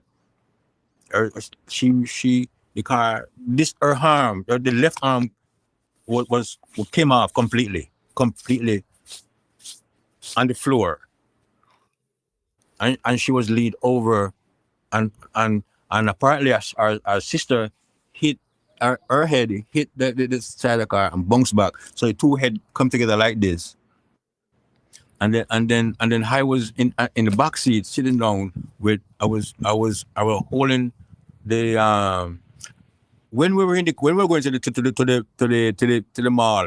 I took out some ice cream and put it in a glass. So I had a glass in my hand, eating the ice cream, going to the mall.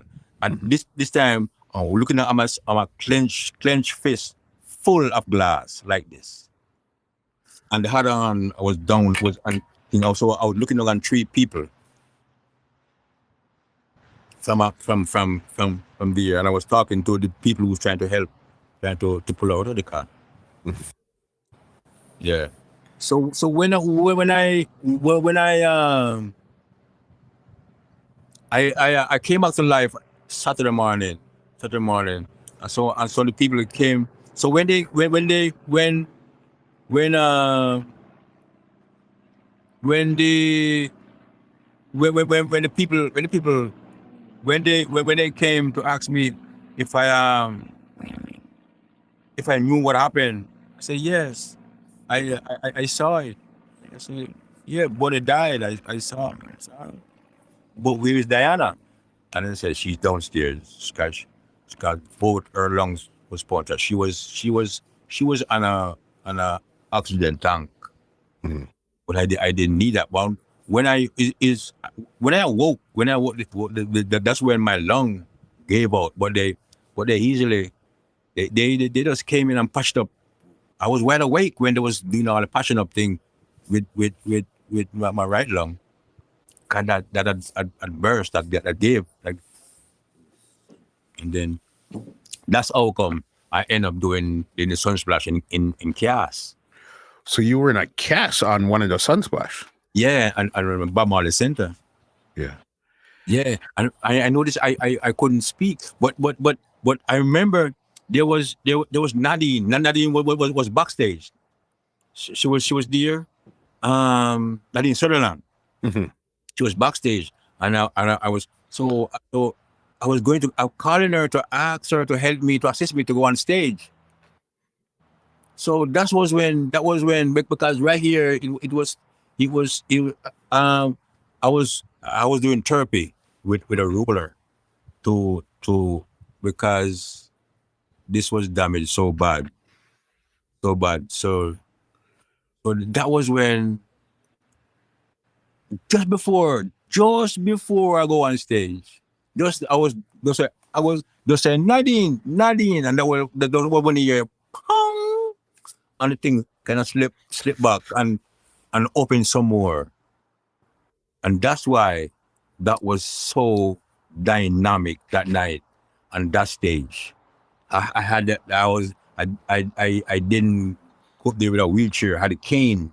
I had the cane. I had her assist me up there, and I put the cane like that, and then lean on the cane.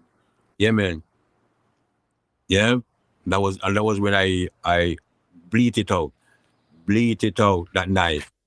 Yes. Mm-hmm.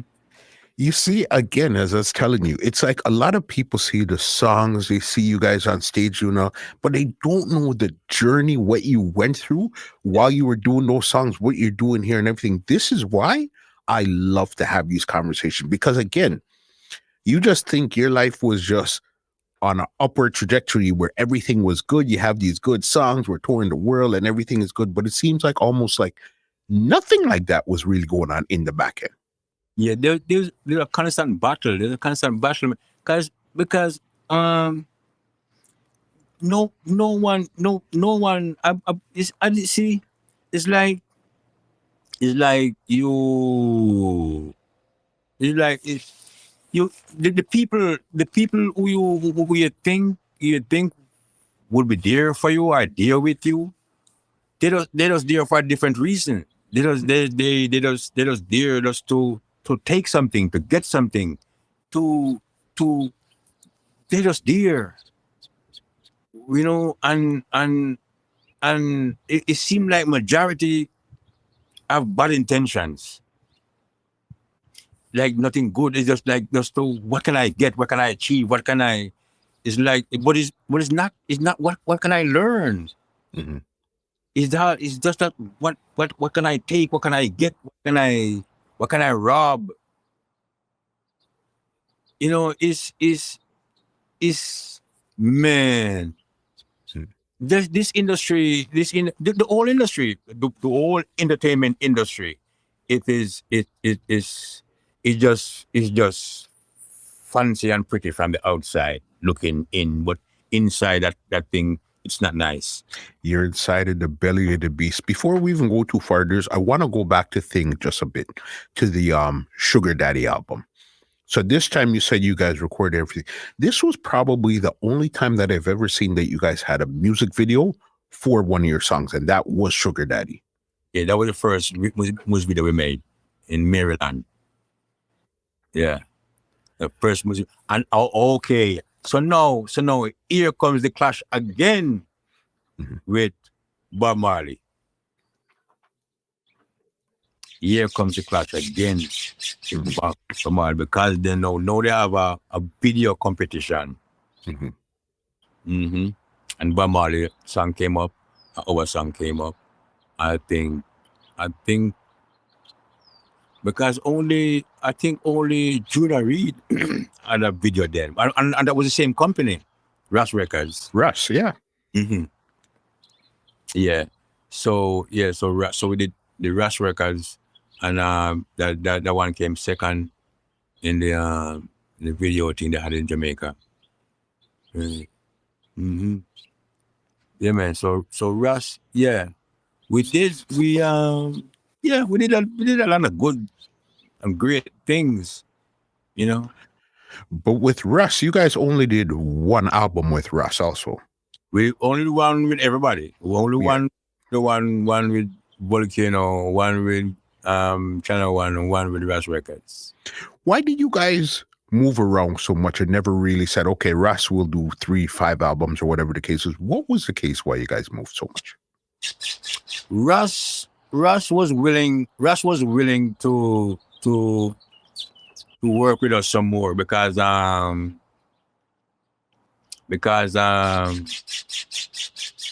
when I was in the hospital, you see, this Saturday morning when I awoke from this coma, the first thing that come to my head was my parents and my community. And so I wrote a song called Kingston 13. And when Russ called me at the hospital, I said, Russ, I have a new song, man. Listen to this. And he said, man, Smiley, you got to record a song when you get out, when you go to Jamaica. So Russ sent money to Jamaica for me to record that song. That's the song. So Michigan didn't like that.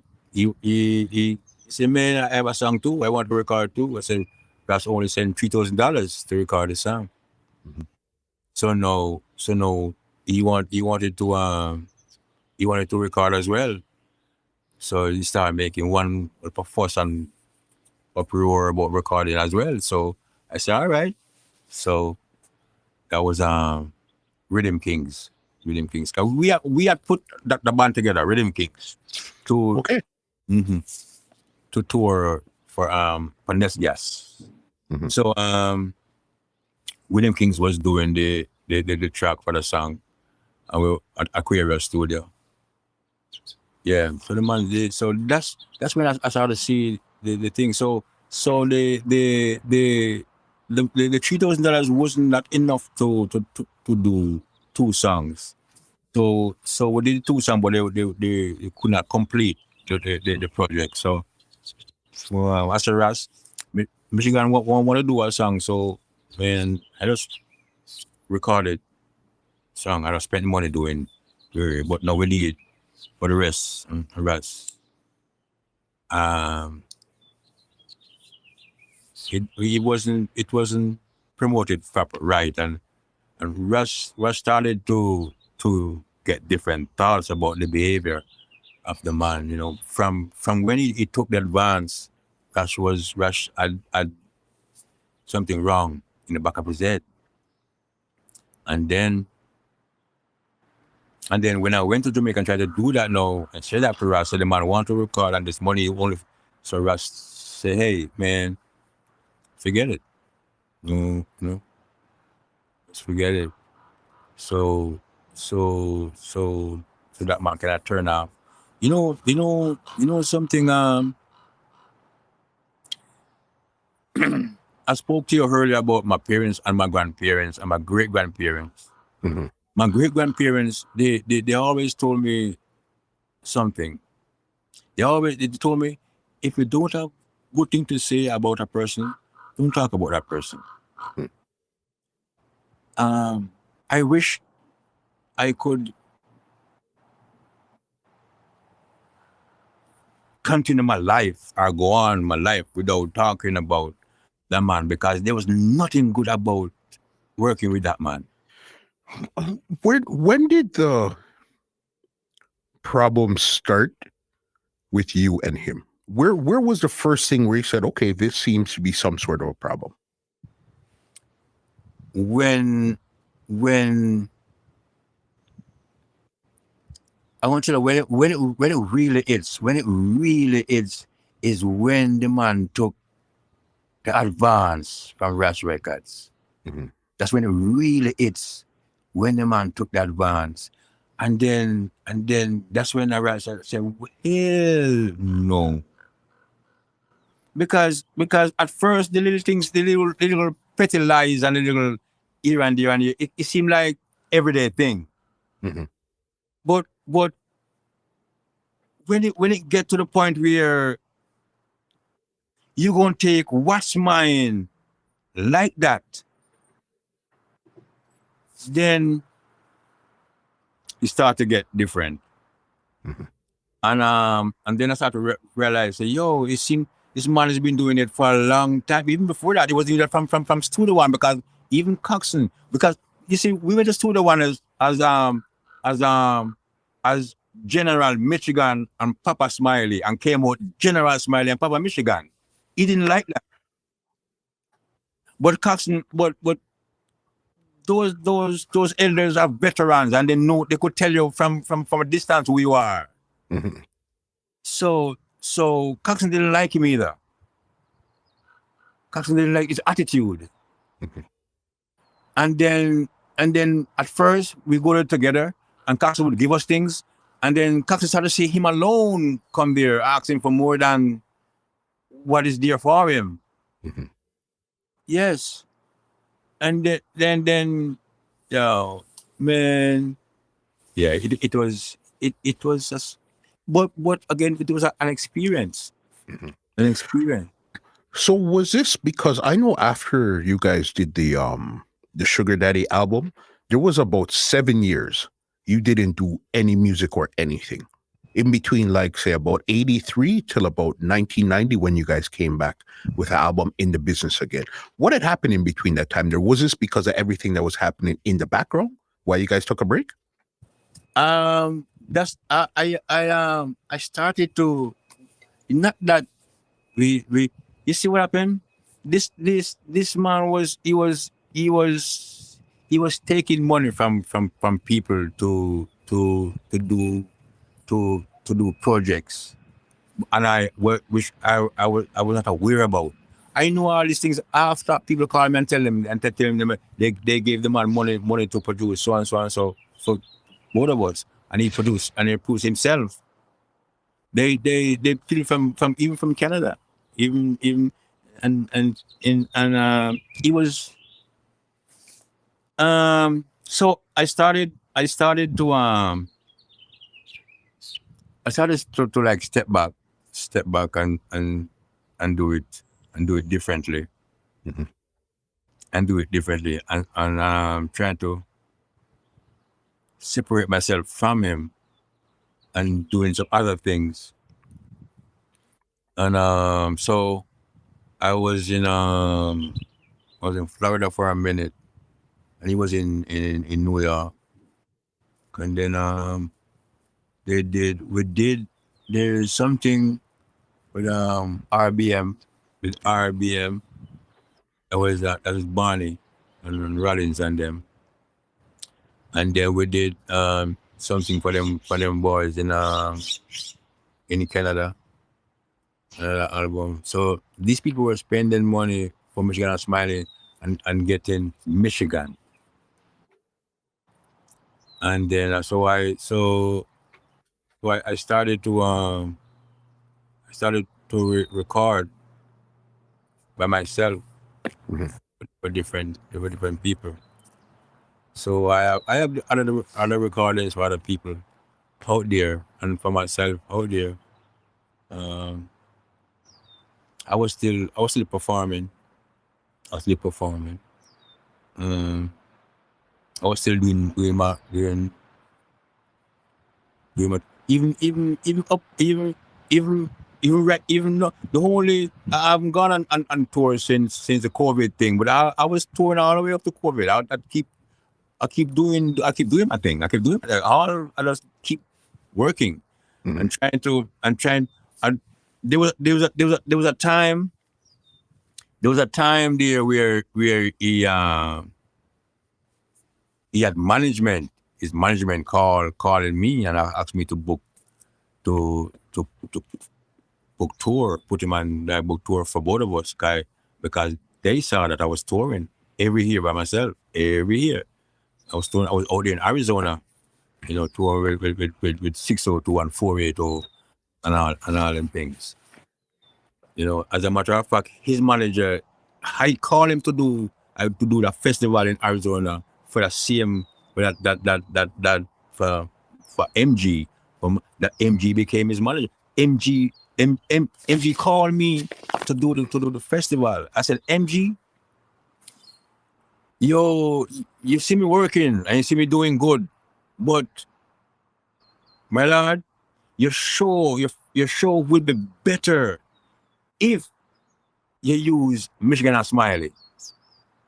Himself, man, Smiley, I can't pay for the door, man. You know, kind of money the first time I do something. Sorry, I tell her what you do. I tell her what you do, MG. All you got to do is buy Michigan ticket from Jamaica, and I will give him half what you're paying me. Mhm. That's all Michigan get to know MG. So, so, so, so, so now MG became his manager. Mhm. So MG, so they I don't know. I didn't say not much. As soon as him get to MG and become MG manager, MG MG man, is another sad story, man. I again, I didn't realize this is what had happened behind the scenes, because even up to, like, say, I think 2013 and stuff, I seen you guys perform on shows together and all these things there. So I figured everything was still kosher. Because they were calling me, asking me to put to book shows for both of us, because I was doing my tour. I was touring the US. I was to all over the US, Mhm. all over the US, and they were calling me. And then now this is what happened. This what happened the last time. Now I said, listen, don't call me back. Go away. I am booking the tour. I am booking the tour and giving them updates on what's going on. They are calling these people and they want first class tickets to rent a car and suite.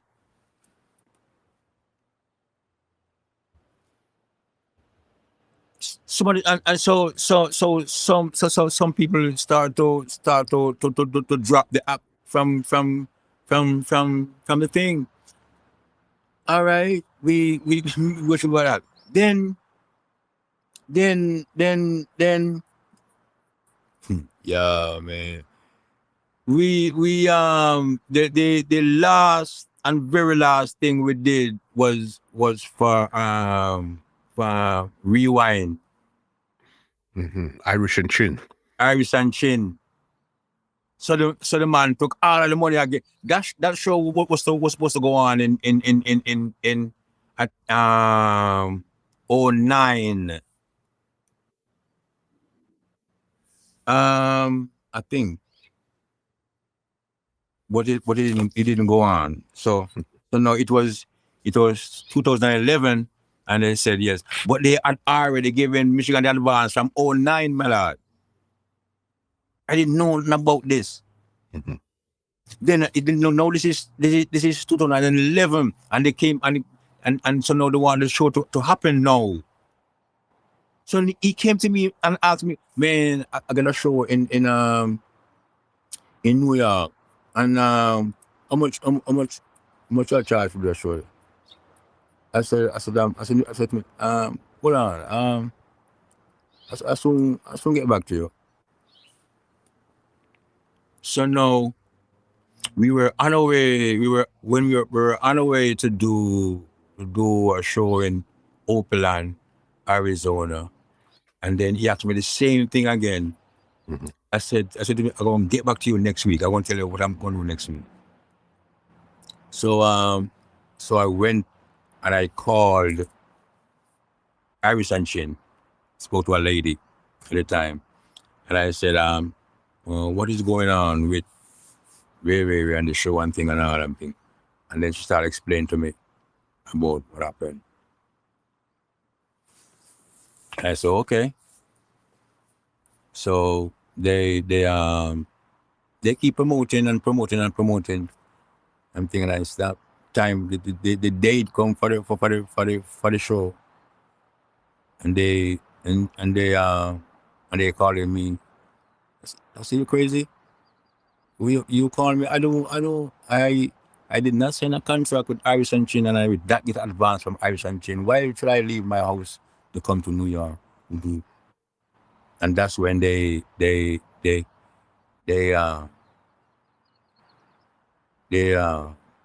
reason, and they told me as soon as I land, I'm gonna get the advance. And they went out and rush out and they rearing and do everything and got a ticket and last minute and I ended up, that was the last show we did.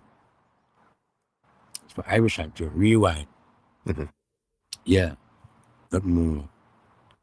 I just like, no, this is getting too dangerous. This is I have to watch my back because I'm seeing death threat coming in. I'm seeing death threat. This man called me on my phone January 1st, 2010 and tell me that someone tell him that like what is it? Like someone tell him that is it that I am trying to kill him, I will kill him or something. And I said, no, you see, 2009, January 1st, I called him on. I called him and I said, listen to me. I done with it. I done with you and your stupidness. I watch it, man. I am done with it. Then, 2010, he won't call me and tell me that this man is at my house, my brother's house. I took this man to Brentwood, to Montes to have lunch for $200. His lunch was $275. My lunch $275. My girlfriend's lunch $275, and for the Major D $100. What does this man know about life?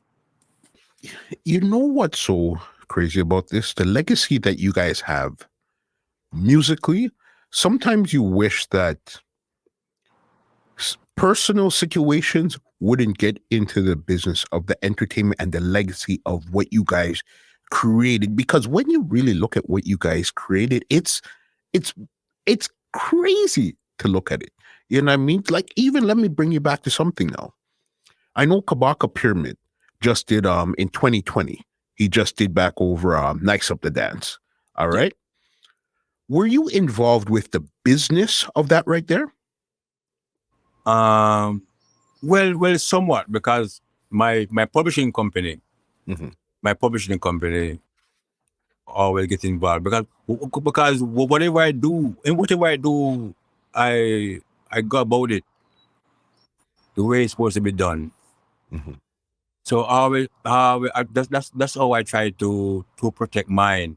I registered my publishing company with ASCAP and PRS, and everything what I do, I submit and review. So my publishing company kind of work out that.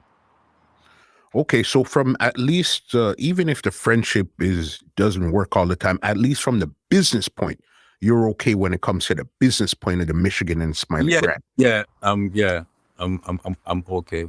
I was looking on the phone. I got a notification from ASCAP, and they are saying there's 2,100 and something just deposited to my account Mhm. while I'm sitting here speaking to you about all these bad things this man has been doing. God is great. And again, this is probably again money off of music that you recorded like over 40 years ago, 30 years ago. Exactly. Mhm. Exactly. Yes. No, that's amazing there. Just to see the ups and downs and all of those stuff there. So you say you guys officially made the hard split was what 2010, 2011? You said, okay, that's it right here. Oh nine. Oh nine. Well. I before that. I drifted. I drifted away from that. From that thing, because it was started to get kind of crazy, Mhm. and it wasn't good anymore. It wasn't good anymore. As a matter of fact, it was like in my system. It was like in my head, and I started to feel threatened and afraid of this man who I'm supposed to be working with. So I start to really back away and start to make studios, and start to make tracks and record other people. And I'm thinking, and then the man even came by my studio. The man, and this, the man came to my store in Jamaica, and we there talking for about an hour. And this man could not look me in my face. I know the man look me in the face, man. Every shelf, I bet you he could tell you what is on every shelf in that store, because his eyes was all over the store, and eyes didn't never at one. So it started to get real threatening, man, and from so many robberies and so many, and he want everything, and he wants everything, and there's nothing. This man has never said something good about General Smiley, never yet from his mouth. Until it's people, is the public who tell him stop. Is the public who tell him to stop doing that. Mhm. The public says, Smiley, don't talk about you, man. Why you keep talking about a man like that? It's the people tell him that. Mm. Yeah, man. Tell him to, yeah, don't, yeah, man. This not it. And then I got so. This was this was for like 30 odd years, man. This was for years. I'm living with this man, doing all these things. My mother and my father, some listen. They told me that he's not as old as you. He's growing. One of these days, my younger brother said, "This man not change. This man is not gonna change." my parents was hoping the man would have changed. But it's you know what it is? It's sometimes when you get into a situation and the situation is almost gone too far already, you guys have these massive hits. So do Yeah. I stop and go back, or do I continue and hope that things are going to work out along the way? I was trying. I was trying for so many years, man. Mhm. I was trying. Honestly, I was trying. Remember, I told the man I'm done with it. 09, and we was still was doing because man. But it get worse. The man keep getting worse and worse and worse. Mhm. Yes, and that's why I was like finally I was like, you know something, for my own safety and my own just to keep my my faculties together. It's best if I left this man out there in a tangent. What would it take to see you guys back on tour as a duo if the fans want it? What is that even something that's possible right now? No, it's not possible. It's not possible. People, there's a lot of people, there's a lot of sound system, new sound system, lot sound system out there now want to get real authentic dub plate from Michigan Smiley. Michigan say he can do it himself. Him alone can do it. Yo, let me tell you the next thing, man. You remember the man do a song with singing melody and put on the Michigan Smiley. Him and singing melody do this song and put and the song says Michigan and Smiley. Don't forget that. The man have some little people touring with and call them Smiley. One man called me, no, Russ himself. Mhm. Gave him a fob. Look at me and said, Smiley, I think Michigan have at least 13 more Smileys.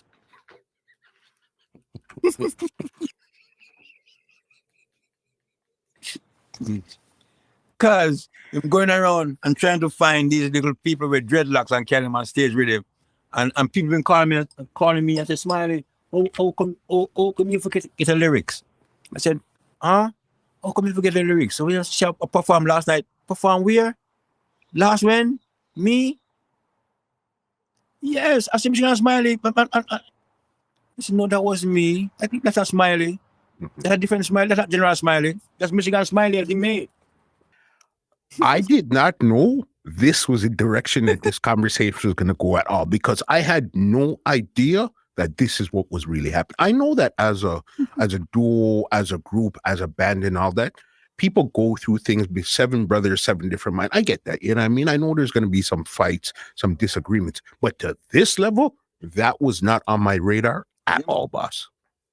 Because my grandparents told me, if you don't have nothing good to say, don't talk about people. Mhm. So it's just that one of my son's mother, Lady Ann, she always tell me that. Smiley, talk out, Smiley. Years she tell me that. Years. Lady Ann, Who was Lady Auntie you said just now? my son's mother, one of my son's mother.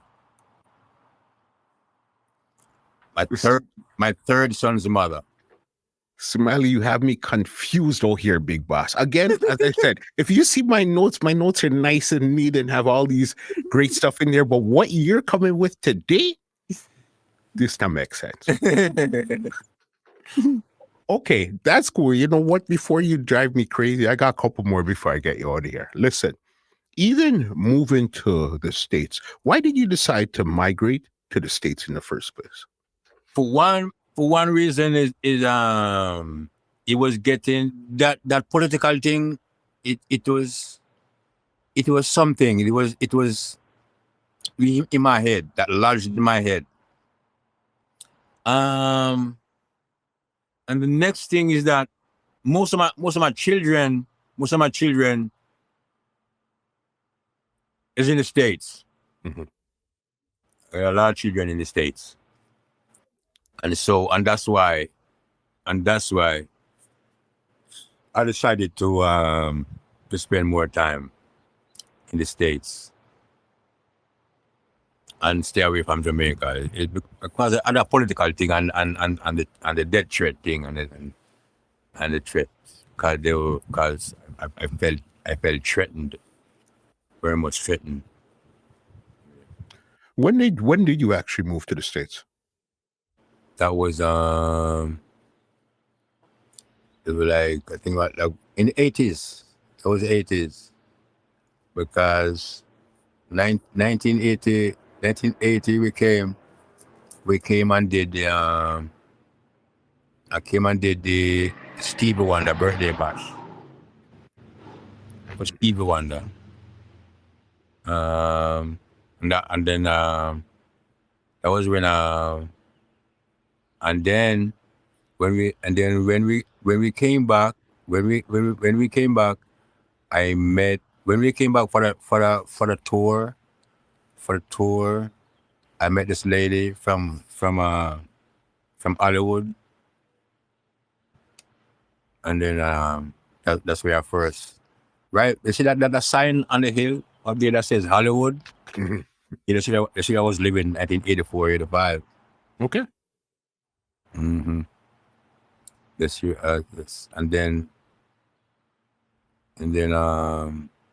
yeah, I was there for a while, and then I was chanting. Then cause she Buddhist, so I was chanting up there with Madonna and them by a temple up there in Hollywood, up in the hills of the valley, in San Fernando Valley. Hold on one second. When you say Madonna, which Madonna are we speaking about here? Madonna. She I don't know if she still is Buddhist, but she used to be up there in that temple. She used to come by that temple. Chant all the movie stars. The reason why I broke up with a lady is because I was still not really out of Jamaica. I still had that race thing in my head. Mm-hmm. So because her family is a part of Warner Brothers.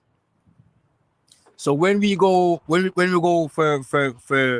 well, most of the times it's just her and me and the dog that we hang out and have breakfast. But lunch and dinner sometimes we end up by the studio. But most of the evenings we end up with the family having dinner with one big long table. And we're the only nigger on the table with this complexion. I'm having caviar and red wine and crackers. I felt a little bit out of place. I could understand. Yeah, and so then I went to New York, and then she came to New York, and she said, come, let me do something different. That's it. And then I did not go. Mhm. I still did not go. Cause she came to New York. She came to because she make bed linen for Hollywood. She basically custom made bed linen for movie stars in Hollywood. Yeah, so she have a thing going. So she came to New York to do her expo, and she came to come get me to come back to California, to LA.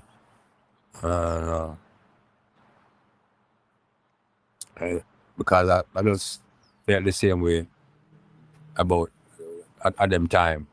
But now a different thing. But she's not there no more. I don't see her no more. Mhm. Your life has been nothing short of a movie, boss. A movie, yes. Not just a movie. More than one movies. There's more than one movies. There are a lot of stories. But But the main thing is about strength. Is about strength. This I I I get to I got to where no I can just flip it. I can just flip all the negative because in actuality the events were like learning. I'm learning. I'm learning who I am. I'm learning people. I'm learning. I'm learning ways to go around. I'm learning ways to go through. I'm learning ways to go over. I don't want to go under anymore. So I learn ways to go around, go over, and go through, not under. So that's why I know where I am now. Our next our next kind of conversation is gonna be about my book. Got you. Yes. Because I have learned and I really honestly I don't want to talk about that experience with Michigan because he did he did some man he did some nasty negative bad things. Mm. But but let him be. Let him say and do. One person I said this to one person in LA. I am not like that. So I can't pretend to be like that and do what he does. I am me. So I gonna do me and what I do. That what he does, that's him and what he does. I best step away, walk away with clear conscience. I experienced a lot, but it made me stronger to this point, up until this point. Strong enough to start to bless the people. And in terms of no I can well always man well no I can extend more. I can extend more because no I'm in the forest. I am in the forest and the forest, Mother Nature is going to provide me the medicine. All I got to do is make the medicine and whomsoever want the medicine, get the medicine. Talking about reading and writing, I know you have a book. This isn't your autobiography or anything, but this is a book called Seal of My Soul. Okay. Yeah. How did you even come up with this book and decide, you know what? I do music, but I also want to write a book? How did you come up with that? That's not hard because because I've been that's why Rush Records did what when Rush when I went back to Rush, the same time Rush told me that Michigan have 13 more Smileys. Rush said to me, said Smiley, man, you should keep writing. Don't stop writing. Don't stop writing. Mhm. And I remember Rush took 7 songs from my book, and those so it was it was right at the beginning of COVID, and everybody was inside. Everybody was inside. They got to stay inside. They got to stay inside. And say, hey man, so what am I doing now? What am I doing now? And I say, you know what? What am I gonna do?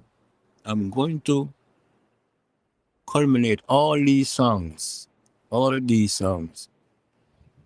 and publish in a book. Yeah. So that book, the seal of my soul, is actually some songs that I did and some poetry. Okay. Actually, yeah. So yeah, that's all that come about. And how is the book doing for you right now? Right now, man, it's good. It's doing good. I really like what I did. I am enjoying it, and man, so so so far, I think I have three other companies, publishing companies that they want to do the actual autobiography. Mm. So this company that I publish with now, they expect two more books. Mhm.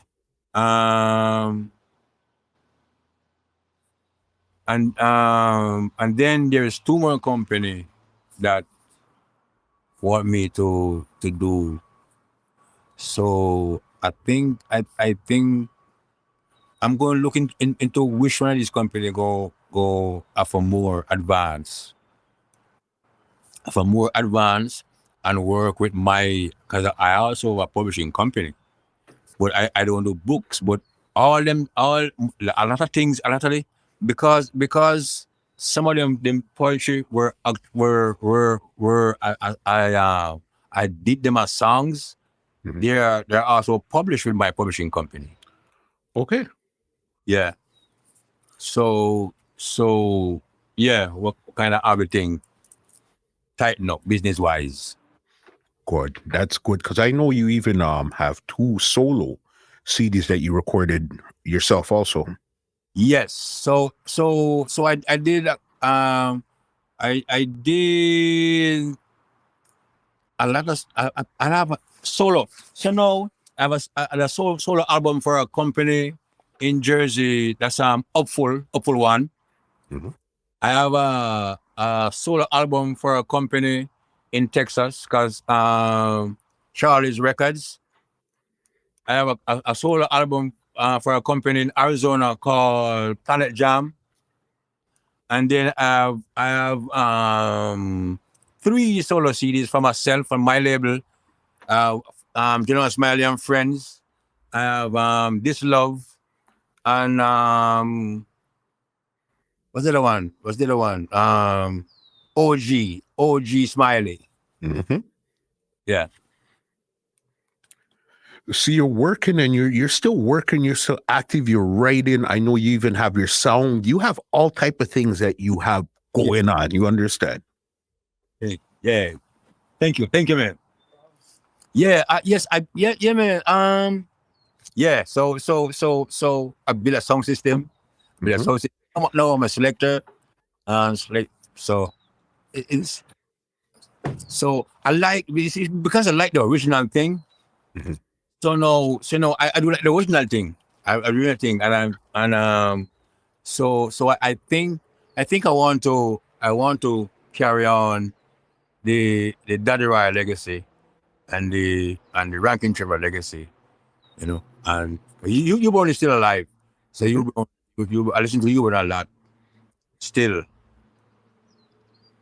but that a style, and I want to play the track. Even though I use the computer, I still have a rhythm and thing, so I could still and do it like that.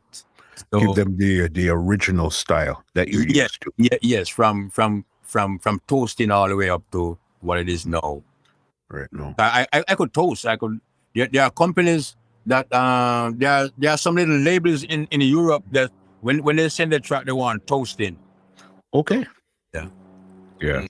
Crazy. Listen, last one I have for you because this conversation has been an epic conversation to look into the mind of General Smiley, especially somebody that doesn't do too many interviews to really see what's inside of your mind. You understand?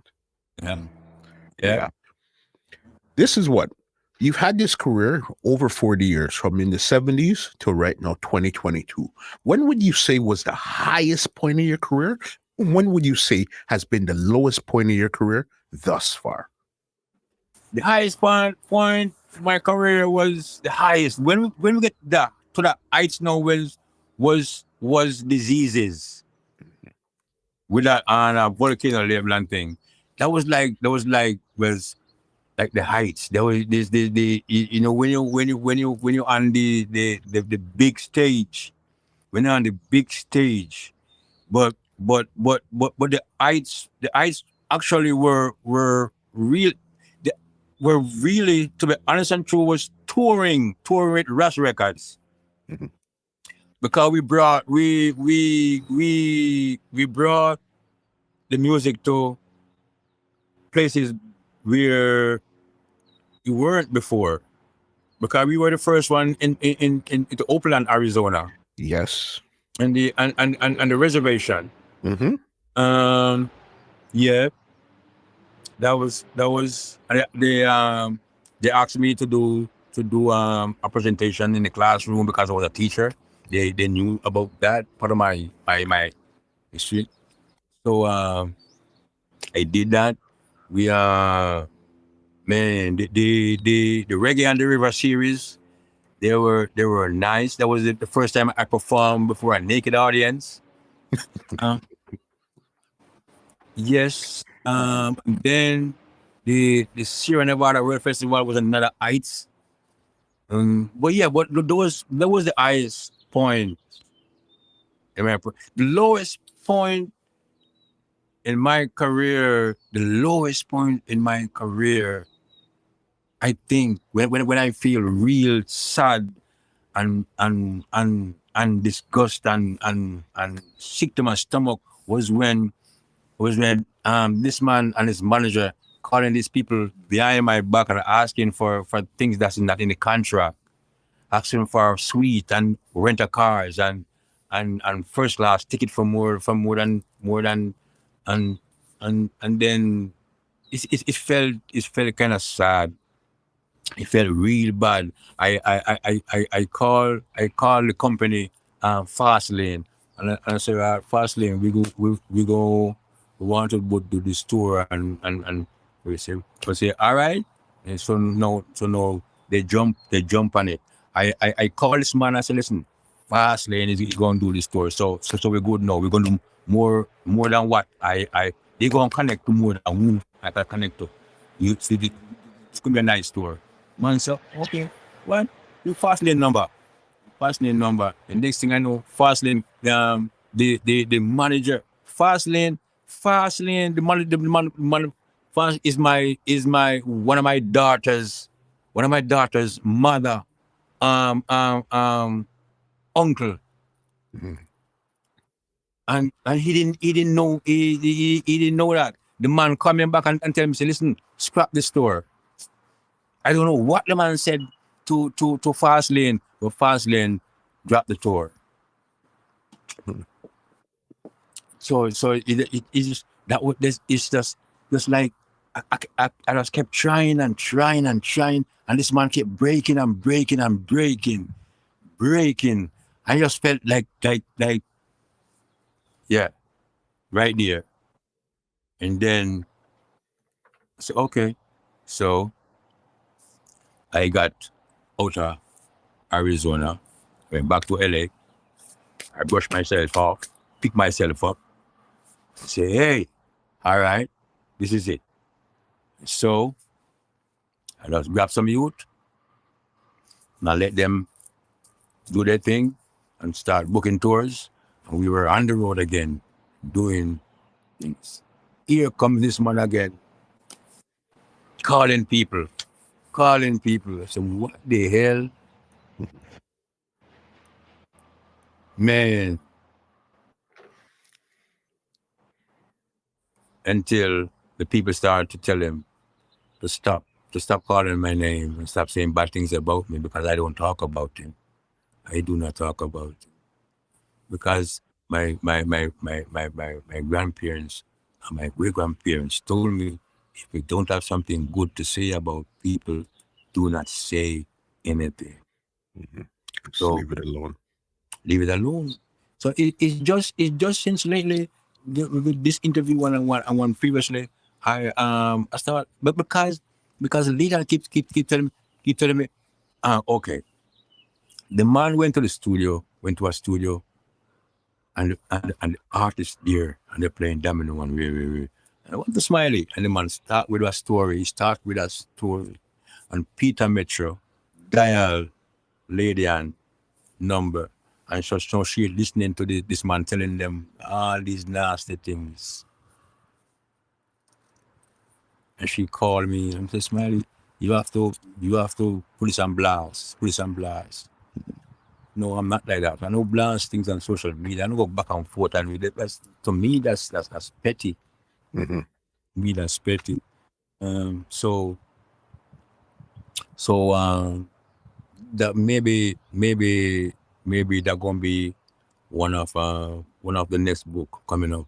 I could go in depth about particular things and uh, and uh, and those that really hurt the most.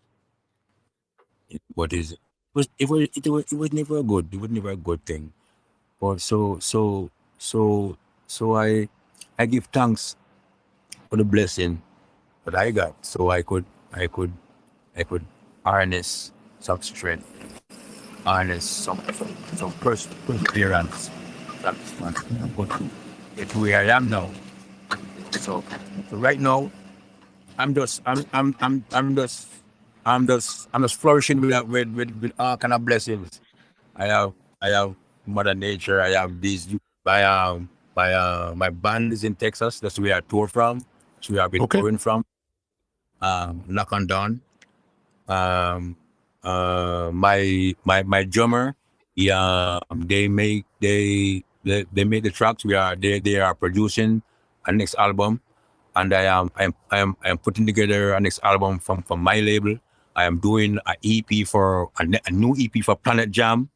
Uh, I am I,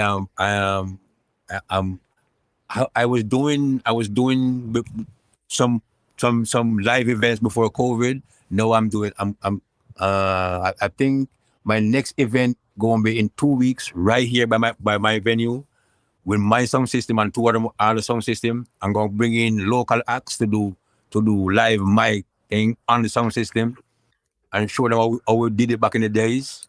With it as they did, man. The last time I did just last month I did a thing out there, and the youth they stay until till the end. One of them came up to me and I said, General Smiley, you know what is your what is the song that that I highlight? Come in Jacardio. Mm. Come Jacardio, children. And you did it, you them you, man. And then I went to San Francisco. And then after like 2 weeks ago, I did San Fran in the park, and that was it, man. There was an old man on a bike out there in the park, and he knew every song from Robert of Style. He knew all the songs. And he was It's just amazing to see after all these years that people still remember the songs. They still have a certain place in your heart for what you've done, what you guys even, again, even if it didn't work out personally, but as a entertainment, what you and Michigan did, boss, people cannot forget that. yes, You yeah. understand? That was epic. That was epic. You understand. General Smiley, this conversation has been nothing short of epic, amazing. Just to see from, as I said, from your mind, your thoughts, the way how you seen it, amazing. And one person I got to big up 1000% for making this happen is Spliffy, red, gold, and green. You understand? Yeah, man, Spliffy, original, Spliffy, original, Spliffy.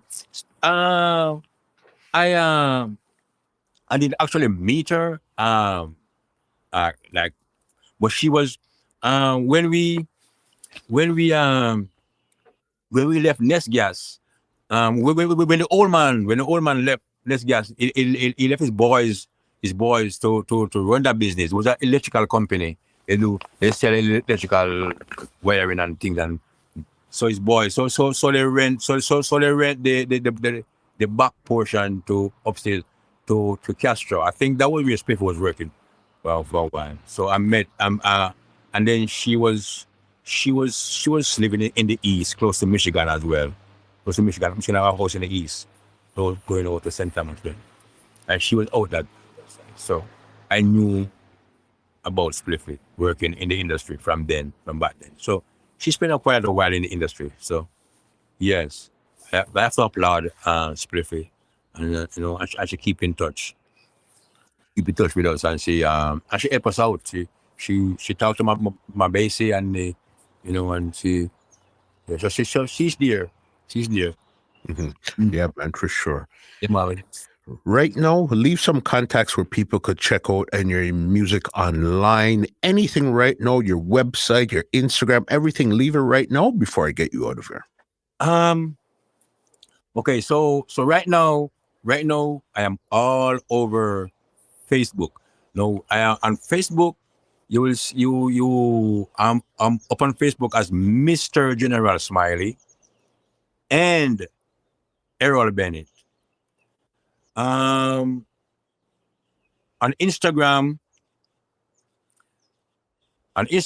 you're gonna see Rough Company I5 is still General Smiley. That's my label. That's my sound system. The label is Rough Company Records. The entertainment company is Rough Company Entertainment. The sound system Rough Company I5. Label Rough Company Records.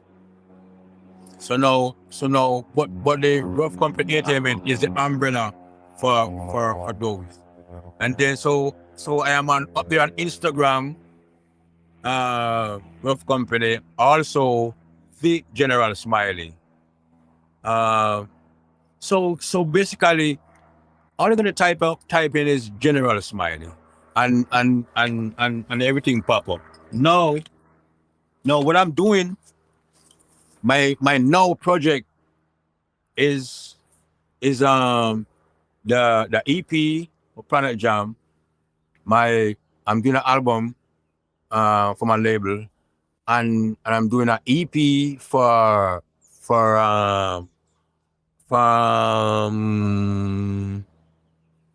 Knock on Down Music in Austin, Texas, Mhm. and I am promoting my book. The seal of my soul.